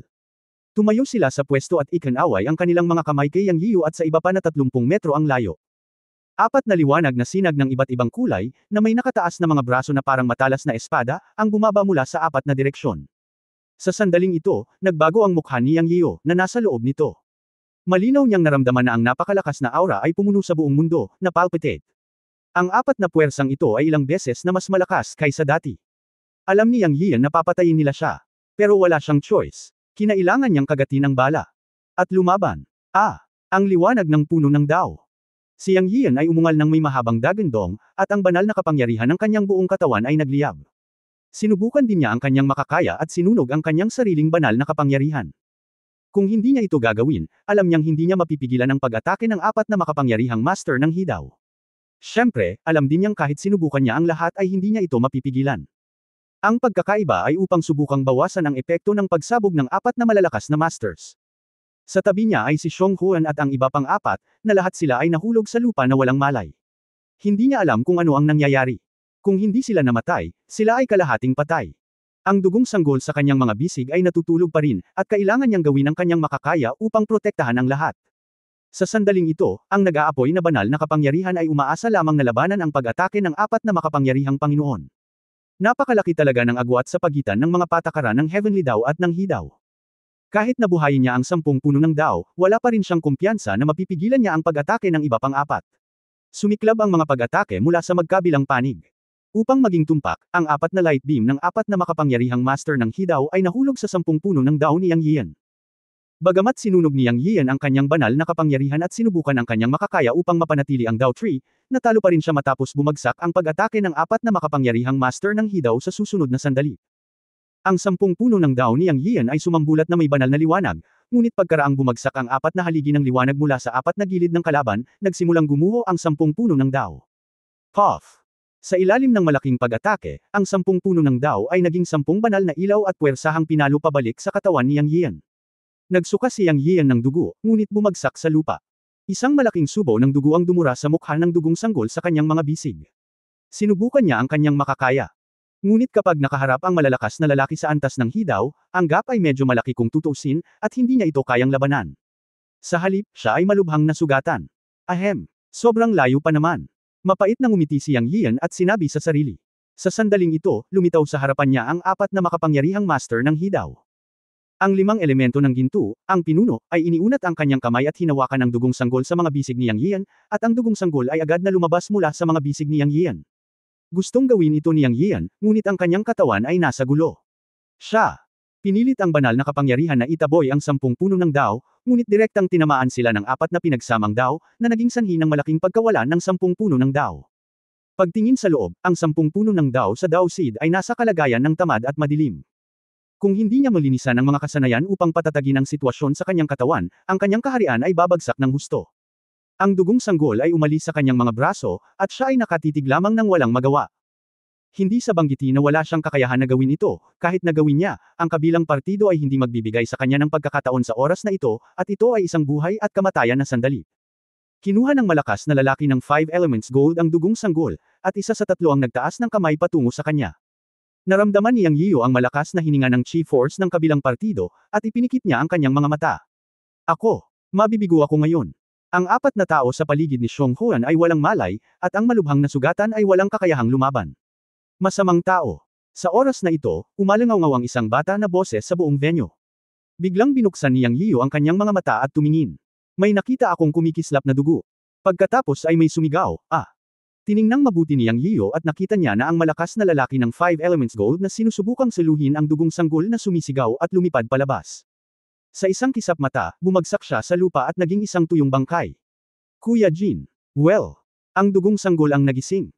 Sa orihinal, ang Blood Baby ay natutulog ng higit sa 1,000 taon nang hindi nagigising, ngunit nang si Yang Yiyo ay nasugatan ngayon lang, siya ay dumura ng isang subo ng dugo sa mukha ng dugong sanggol. Matapos ang mahigit 1,000 taon ng pag-aayos sa sarili, oras na para magising ang dugong sanggol. Nagkataon, nagising ang dugong sanggol sa sandaling hinawakan ng 5 elemento ng ginto ang walang laman at iniwan ang mga braso ni Yang Yiyo. Pagkatapos ay nakita niya na ang sitwasyon ni tatay ay lubhang masama. Inatake niya ang 5 elemento ng ginto nang walang pag-aalinlangan at pinatay siya ng isang suntok.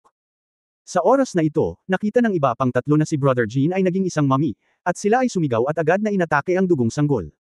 Nang inatake ng isa sa kanila si Yang Yiyo, umatake din siya. Sa oras na ito, bagamat nagising ang dugong sanggol at pinatay ang 5 elemento ng ginto sa loob ng ilang segundo, hindi napigilan ni Yang Yiyo ang alinman sa mga ito. Tatay! Sumigaw ang Blood Baby, at pupunta na sana kay Yang Yiyo. Ngunit naharang ito ng mga pag-atake ng dalawa pa. Nasa bingit ng buhay at kamatayan si Yang. Sa oras na ito, isang dagandong ng dragon ang tumunog. Natuwa si Yang Yian, at sa sumunod na segundo ay naramdaman niya ang isang gintong liwanag sa kanyang harapan. Ang pag-atake ng isa sa kanila ay hindi nahulog sa kanya. Kasi, sa wakas ay dumating si Sister May at hinarangan ang pag-atake sa kanya. Ate May, kailangan kong gamutin ang mga sugat ko at gumaling. Sa wakas ay gamaan ang pakiramdam ni Yang Yian nang makita niyang lumitaw si Sister May. Alam niyang hindi siya mamamatay sa pagkakataong ito, at nagising din ang dugong sanggol. Pakiramdam niya ay mas malakas at nakakatakot ang dugong sanggol kaysa bago ito nakatulog. Ang malakas na tao ng 5 elemento ng ginto ay pinatay ng dugong sanggol. Alam mo, iyon ang antas ng Hidao. Ang dugong sanggol ay maaaring aktwal na pumatay sa malakas na tao ng antas ng Hidao sa ilang segundo, ito ay talagang. Gayunpaman, makatitiyak si Yang Yian sa wakas, at ang pinakakagyat na bagay ay ang pagbawi sa kanyang sarili. Well, nandito na ako. Sabi ni Ate Mi nang hindi lumilingon. Tumayo siya sa tabi ni Yang Yian at hindi gumagalaw, nakatitig sa isa sa kanila. Alam niyang niloko siya, at sadyang hinayaan niyang may makaakit sa kanya. Nang mag-react siya, sumugod siya ng walang pag-aalinlangan. Oo naman, si Yang Yian at iba pa ay inatake. Muntik nang mapatay si Yang Yian, at talagang natakot si Sister Mei. Sa oras na ito, hindi niya intensyon na iwan si Yang Yiyo. Sa kanyang cultivation level, nalaman niyang nasa masamang sitwasyon si Yang Yiyo pagdating niya. Natural, hindi siya lalaban. Sa oras na ito, ang pagprotekta sa kanya at pagbabantay sa kanya ay mas mahalaga kaysa sa anupaman. Bukod dito, lahat sina Yang Yiyo, Xiong Huan at Guan Xingang ay nangangailangan ng proteksyon. Kung tungkol sa sitwasyon sa field, malinaw sa isang sulyap. Nang sumugod siya ngayon, nakita niya ang eksena ng dugong sanggol na pinapatay ang ginto ng 5 elemento. Sinabi sa kanya ni Yang Yiyo ang sitwasyon ng Blood Baby. Alam ni Sister Mei na ang dugong sanggol ay may sapat na lakas upang harapin ang kasalukuyang sitwasyon. Maging ang hiningang ipinakita ng dugong sanggol ay nakaramdam siya ng balahibo. Kaya alam ni Sister Mei na mananatili siya sa tabi ni Yang Yiyo upang bantayan ang batas, at hayaan ang dugong sanggol na makipag-ugnayan sa 3 malalakas na lalaki sa field. Hindi, may isa pang nag-akit sa kanya na umalis, na dapat ding nasa dilim. Alerto si Ate Mei sa paligid. Masamang tao. Galit na galit ang dugong sanggol. Sumabog ang dugong masamang enerhiya sa kanyang katawan, at agad niyang nilabanan ang pag-atake ng 2 malalakas na lalaki at nawala sa isang iglap. Nang muli siyang nagpakita, katabi niya ang malakas na lalaki na kakalusob lang ni Yang Yiyo. Itinaas at sinuntok ng maliit na kamao ang kausap. Ang taong ito ay isang malakas na tao ng 5 elements wood. Napatalon siya ng kamao ng dugong sanggol. Ngunit hindi siya namatay. Pagkatapos ay nawala muli ang dugong sanggol. Sa ilalim ng ambon ng dugo, ang kanyang kakayahang magtipon at magpakalat ng mga bagay na hindi nakikita ay naging mas perpekto. Naglaho at muling lumitaw. Direkta sa likod ng 2 makapangyarihang lalaki ng 5 elements fire at ng 5 elements water. Bang! Pagkatapos ng 2 mapurol na tunog, sumabog ang katawan ng 2 makapangyarihang lalaki ng 5 elementong apoy at 5 elementong tubig, ngunit ang isa ay naging apoy, at ang isa ay naging patak ng tubig. Hindi naman namatay o nasugatan ang dalawa. Ngunit lumitaw sila sa tabi ng 5 elements wood na nahulog sa lupa sa isang estado ng pagkabigla. Ang dugong sanggol ay naging isang puwersa na dapat isaalang-alang. Hindi tayo kalaban para sa kanya. Fair na. Sa oras na ito, isang boses ang nagmula sa lupa. Nang bumagsak ang mga salita, yumanig ang lupa, at sa isang dagandong, isang pader ng lupa na daan-daang taon ang bumangon mula sa lupa at hinaranggan ang dugong sanggol. Bang! Matapos ang isang dagandong, ito ay binasag ng dugong sanggol. Ngunit matapos mabasag ang earth wall, nawala rin ang 3 tao sa field. Dower, bumalik ka. Narinig ang boses ni Yang Yiyo.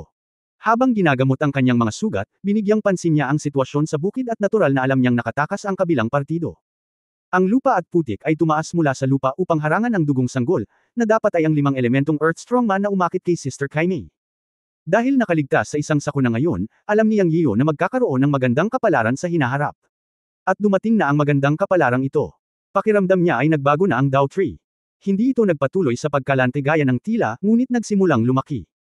Upang maiwasan ang mga komplikasyon, tinawag ni Yang Yiyo ang Blood Infant pabalik. Sa anumang kaso, ang Blood Infant ay nakapatay na ng isang malakas na tao ng 5 elemento ng ginto, kaya hindi malaking bagay na masugatan sa pagkakataong ito. Ang punto ay ang paglaki ng kanyang Dao Tree ay nangangahulugan na ang kanyang paglilinang ay malapit ng masira. Malaking bagay ito. Pagkatapos niyang makalusot, ibabalik niya ang pinsalang natamo niya ngayon. Kabanata 3020 Pagpasok sa antas ng hidaw. Bagaman nakatakas ang 4 sa iba pang 5 malalakas na lalaki, isa sa kanila ang pinatay ng dugong sanggol. Siyempre, talagang makapangyarihan ang makatakas sa iilan. Kabilang sa kanila, ang 5 elemento ng apoy at tubig ay parehong nasira, ngunit ang kanilang mga katawan ay naging apoy at tubig, at hindi sila nasaktan. Kabilang sa mga ito, ang 5 elemento ng kahoy ay nasugatan, ngunit hindi sila namatay. Ang 5 elemento ng lupa ay palaging ang pinakamaingat. Pinuntahan nila si Sister Mei palayo noon, at pagkatapos ay tumalikod upang gumawa ng pader ng lupa upang harangin ang dugong sanggol sa paghabol sa 5 elemento ng apoy at tubig, upang makatakas. Kilala bilang ang 5 elementong pamilya, ang espesyal na pagsasanay ay ang kapangyarihan din ng 5 elemento. Ang 5 elemento ng ginto lamang ang napatay ng dugong sanggol sa isang suntok. Sa oras na ito, tinawag ni Yang Yiyo ang Blood Baby at hindi na kailangan pang habulin dahil natatakot siyang magdusa ang Blood Baby. Ang kanyang pagsasanay ay ang susi sa oras na ito. Pagkatapos sumigaw, pumasok si Yang Yiyo sa state of practice. Dahil pakiramdam ng lahat na ang hadlang ng pambihirang tagumpay ay malapit ng masira, kung gayon ito ay ang sumugod. Sa pagkakataong ito, siya ay malubhang nasugatan ng 4 na pinagsamang daos ng kalaban sa kabila ng kanyang desperadong pagsisikap. Bagamat nabigo pa rin siyang lumaban, sapat na ang katotohanang kaya niyang lumaban sa 4 na pinagsamang daos para ipakita ang kanyang lakas. Matapos magsanay sa sandaling ito, ang hindi niya inaasahan ay ang matamlay na 10 puno ng Dao ay bininyagan ng isa pang puwersa pagkatapos magsanay ng mga pagsasanay. Ito ay isang bagay na hindi niya inaasahan. Ang kapangyarihang ito ay nagmula sa Chen Kun Pot. Hindi maalala ni Yang Yiu kung gaano nakatagal mula nang gumawa ng ganoong kapangyarihan ang Chen Kun Pot. Hindi niya inaasahan na lilito itong muli ngayon. Sa katunayan, dahil sinundan niya ang Rabbit Lord sa Chen Kun Pot Temple World at binuksan ang ika-9 na antas ng templo, ang templo sa Chen Kun Pot at ang Chen Kun Temple World ay pinagsama sa isa. Naisip niya na ang potensyal ng Chen Kun Pot ay umabot na sa limitasyon nito. Ngayon parang nagkamali siya. Ang Chen Kun Pot ay isang kayamanan pa rin at misteryoso pa rin. Katulad ng dati, mag-evolve ang Chen Kun Pot kapag nakatagpo ito ng isang espesyal na puwersa. Pagkatapos ng bawat ebolusyon, isang kayamanan ang lilito sa espasyo ng Chen Kun Pot, tulad ng Water of Life, the Spirit Peach, the 5 Thunder Purple Tree Leaves, at Thunderbolt. Ito ang lahat ng mga bagay na ang Chen Kun Pot ay lumitaw sa sarili nitong dati, at sa tuwing ang Chen Kun Pot ay lumulunok ng ilang espesyal na enerhiya, ang ilang mga pagbabago ay magaganap. Ngunit dahil ang Chen Kun Pot ay konektado sa Chen Kun Pot Temple World, ang Chen Kun Pot ay hindi nagbago, at walang mga kayamanan na lumitaw. Nagkaroon. Kahit na walang kapangyarihan, at minsan naisip ni Yang Yiu na ang potensyal ng Chen Kun Pot ay natapos na. Ang pinagmula ng Chen Kun Pot, pagkatapos na dumating si Yang Yiu sa Chen Kun Temple World, alam din niya na ito ay bagay ng Chen Kun God, at minana niya ito ng nagkataon. Gayunpaman, tumigil din dito ang pag-unawa ni Yang Yiu sa antas ng Chen Kun Pot. Naisip pa niya na ang antas ng Chen Kun Pot ay maaaring hindi kasing ganda ng Chaos Bell. Dahil ang Chen Kun Pot ay hindi nagbago mula noon. Matapos ang napakatagal na panahon, itinuring ni Yang Yiu ang Chen Kun Pot bilang isang imbakan na artifact. Ngunit ngayon tila ang Chen Kun Pot ay higit pa kaysa sa kanyang naisip, at ang pataas na espasyo ay tumigil. Noong nagsasanay siya ngayon, medyo nag-aalala siya sa catamaran ng 10 malalaking puno ng Dao. Noong sinasanay niya ang Chen Kun Dao Seed technique para ayusin ang mga ito, hindi niya inaasahan na may ilalabas na init mula sa Chen Kun Pot at direktang papasok sa Dao Seed, at ang 10 malalaking puno ng Dao ay agad na makakabawi mula sa kanilang tamad na estado. Bukod dito, nalaman din ni Yang Yiu na ang enerhiyang ito ay napakalakas, malayo sa kanyang imahinasyon. Hindi lamang nito ginawa ang 10 malalaking puno ng Dao na nagsimulang bumawi, ngunit nagpakita rin ito ng takbo ng paglaki. Tuwang-tuwa si Yang Yiu. Sa sandaling ito, naramdaman niya na ito ay talagang isang estado ng paglusob. Pakiramdam niya ay masusundan niya ang kapangyarihang ito na lumabas sa Chen Kun Pot at pumasok sa Dao Seed at makapasok sa Hidaw level. 2 beses na siyang nakipag-away sa malalakas na lalaki sa antas ng Hidaw, at parehong beses na siya ay nasa bingit ng buhay at kamatayan. Bilang karagdagan, tinalakay niya ang pagsasanay ng antas ng Hidaw kay Sister Mei. Sa sandaling ito, sa ilalim ng pagpapala ng enerhiyang ito na biglang lumitaw sa Chen Kun Pot, mas malinaw na naramdaman ni Yang Yiu ang gilid ng tagumpay. Siya ay lumubog, nagsanay ng pamamaraan ng buong lakas, at pumasok sa isang estado ng pagiging hindi makasarili. Matapos makatakas ang mga kaaway sa labas, binantayan ni Sister Mei si Yang Yiu, at ang dugong sanggol ay lumipad din pabalik. Marahil ay naramdaman na hindi may abala si Yang Yian, ang Blood Infant ay masunurin na tumingkayad sa kabilang panig ng Yang Yian, paminsan-minsan ay sumilip kay Sister Mei nang may pag-uusisa. Ito rin ang unang pagkakataon na nakilala ni Sister Mei ang Blood Infant. Dati, ang Blood Infant ay natutulog at hindi na mabilang. Maaari ba kitang tawaging Dower? Nakangiting tanong ni Sister Mei habang nakatingin sa Blood Infant. Nalaman niya ang tungkol sa Blood Infant mula kay Yang Yian. Ang espiritong ito na ipinanganak mula sa langit at lupa na may dugo ni Shira at ng mga sinaunang Diyos ay nagpaalala kay Sister Mei ng Monkey King sa paglalakbay sa kanluran. Nang kausapin siya ni Yang Yian tungkol sa Blood Infant, pareho sila ni Yang Yian. Ngunit alam din niya ang panganib ng Blood Infant. Gayunpaman, dahil ang Blood Infant ay tinanggap ni Yang Yian bilang isang saradong disipulo, pagkatapos bilang babae ni Yang Yian, natural na kailangan niyang suportahan si Yang Yian, ibig sabihin, kailangan din niyang ituring ang Blood Infant bilang kanyang sariling anak. Sa kanyang pakikipag-chat kay Yang Yian, naramdaman niya ang pagmamahal ni Yang Yian para sa Blood Infant. Bilang mahal niya ang bahay at ang aso, maganda rin ang impresyon dito ni Sister Mei sa sandaling ito. Sa kanyang mga mata, ang bata ay isang 2 taong gulang pa lamang na sanggol na tila natutong maglakad. Nakasuot siya ng pulang bellyband at ang kanyang mahabang buhok na pulang dugo ay itinali ni Yang Yiu sa isang pigtail. Sa katunayan, ito ay mukhang napaka-cute. Sa mga mata ni Meijia, si Xiaoying ay talagang may 70% ng kanyang facial features na katulad ni Yang Yiu. Kung hindi alam ng mga taong hindi alam ang pinanggalingan ni Xiaoying, tiyak na iisipin nila na si Xiaoying ay anak ni Yang Yiu at ng iba. Sino ka? Isang boses ng bata ang lumabas sa bibig ni Xiaoying, nakatitig kay Meijia, na may kaunting curiosity. Ngumiti si Meijia at sinabing, ako si Meijia, maaari mo akong tawaging asawa ni Master. Asawa ni Master. Itinagilad ni Xiaoying ang kanyang ulo, na parang hindi niya alam kung ano yun. Oo, asawa ni Master. Malumanay ang tono. Sige, tatawagan kitang asawa ni Master sa hinaharap. Mabuting tao ka. Tinulungan mo si tatay. Itinagilad ni Xiaoying ang kanyang ulo at nag-isip tungkol dito at sinabi ito kay Meijia. Mabuting tao. Napangiti ng mapait si Meijia sa mga salita ni Xiaoying. Ang mabubuting tao at masasamang tao ay ang mga pagpapahalagang itinanim ni Yang Yiu sa Xiaoying. Alam ito ni Meijia. Ngunit alam niya na binansagan ni Xiaoying ang kanyang sarili bilang isang mabuting tao, na nangangahulugan na nakilala siya nito, na isang magandang bagay. Siya ay libre pa rin, kaya nagkataon na nakipag-usap siya kay Xiaoying, na maaaring ituring na nagbabahagi ng pasanin kay Yang Yiu. Isang malaki at isang maliit, nag-usap sila sa kabuuan ni Yang Yiu. Ito ay medyo kawili-wili. Para kay Xionghuan, Duanxing at iba pa, sinabi sa kanya ni Yang Yiu na painumin sila ng mga table tas noon, at pumasok din sila sa recovery period. Maraming tao ang nasugatan sa iba't ibang antas, ngunit hindi sila nakamamatay. Pinagmasdan din sila ni Ate May. Sa kanya, ang hidaw, magiging maayos sila. Mabilis na lumipas ang oras, at isang taon ang lumipas sa isang kisap mata. Sa panahong ito, sunod-sunod na nagising si Xionghuan at ang iba pa, at pagkatapos ay nag-practice para gumaling. Si Yang Yiu ay nasa state of practice pa rin. Pagkaraan ng isa pang taon, si Xionghuan at ang apat na iba pa ay gumaling mula sa kanilang mga pinsala. At nagpatuloy si Yang Yiu sa pagsasanay. 10 taon ang lumipas sa isang iglap. Hanggang sa 11 taon, sa wakas natapos ang pagsasanay ni Yang Yiu. Sa araw na ito, nagniningning ang buong katawan ni Yang Yiu. Na may banal na liwanag. Kasabay nito, isang malakas na aura ng pang-aapi ang kumalat. Gumalaw ang puso ni Sister May, sumilay ang ngiti sa kanyang mukha, at sinabi niya sa dugong sanggol, "Dowager, umatras tayo, sasabog na ang iyong ama." O sige. Tumalon ang dugong sanggol sa mga bisig ni Sister May, at hinawakan siya ni Sister May at umatras ng mahigit 10 metro. Hindi rin nagkaimik si Sister May sa katotohanan na tinawag ng Blood Baby si Yang Yian na ama.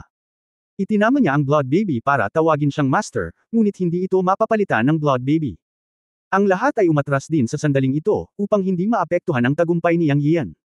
Sinabi ni Sister May na gusto niyang makalusot, na nangangahulugan na ang antas ng kanyang paglilinang ay umabot sa estado ng hidaw. Inaabangan ito ng lahat. Sa wakas, ipinanganak si Hidaw.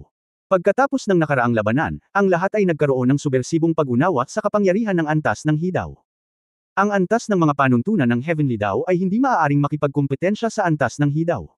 Si Hidaw lang ang makakalaban ni Hidaw. Bagamat may kapatid na si May sa paligid, kung siya ay kinubkob ng maraming Hidaw Masters, si Sister May na mag-isa ay malinaw na hindi makakayanan ito. Ngayon, ang Panginoon na si Yang Yian ay pumasok sa Hidaw, na siyang pinakamalaking garantiya para sa kanila. Sa isang tiyak na sandali, mapurol. Ang tunog ay nanggaling sa katawan ni Yang Yian. Kasabay nito, ang aura na nagmumula kay Yang Yian ay tumaas ng husto. Ang banal na liwanag ay sumikat ng nakakasilaw, ngunit ito ay nawala din sa isang iglap. Naglaho rin ang makapangyarihang puwersang mapang-api. Napatingin ang lahat dito, at binuksan ni Yang Yian ang kanyang mga mata at tumayo na may ngiti. Alam ng lahat na si Yang Yiu ay pumasok sa antas ng Hidaw. Ang aura niya kanina ay kasing lakas ng aura ng Five Elements family. Matagumpay siyang umaban sa antas ng Tiandaw Hidaw. End of this chapter. Pahingi naman ng like, share at subscribe mo na rin para updated ka sa susunod na kabanata. Salamat.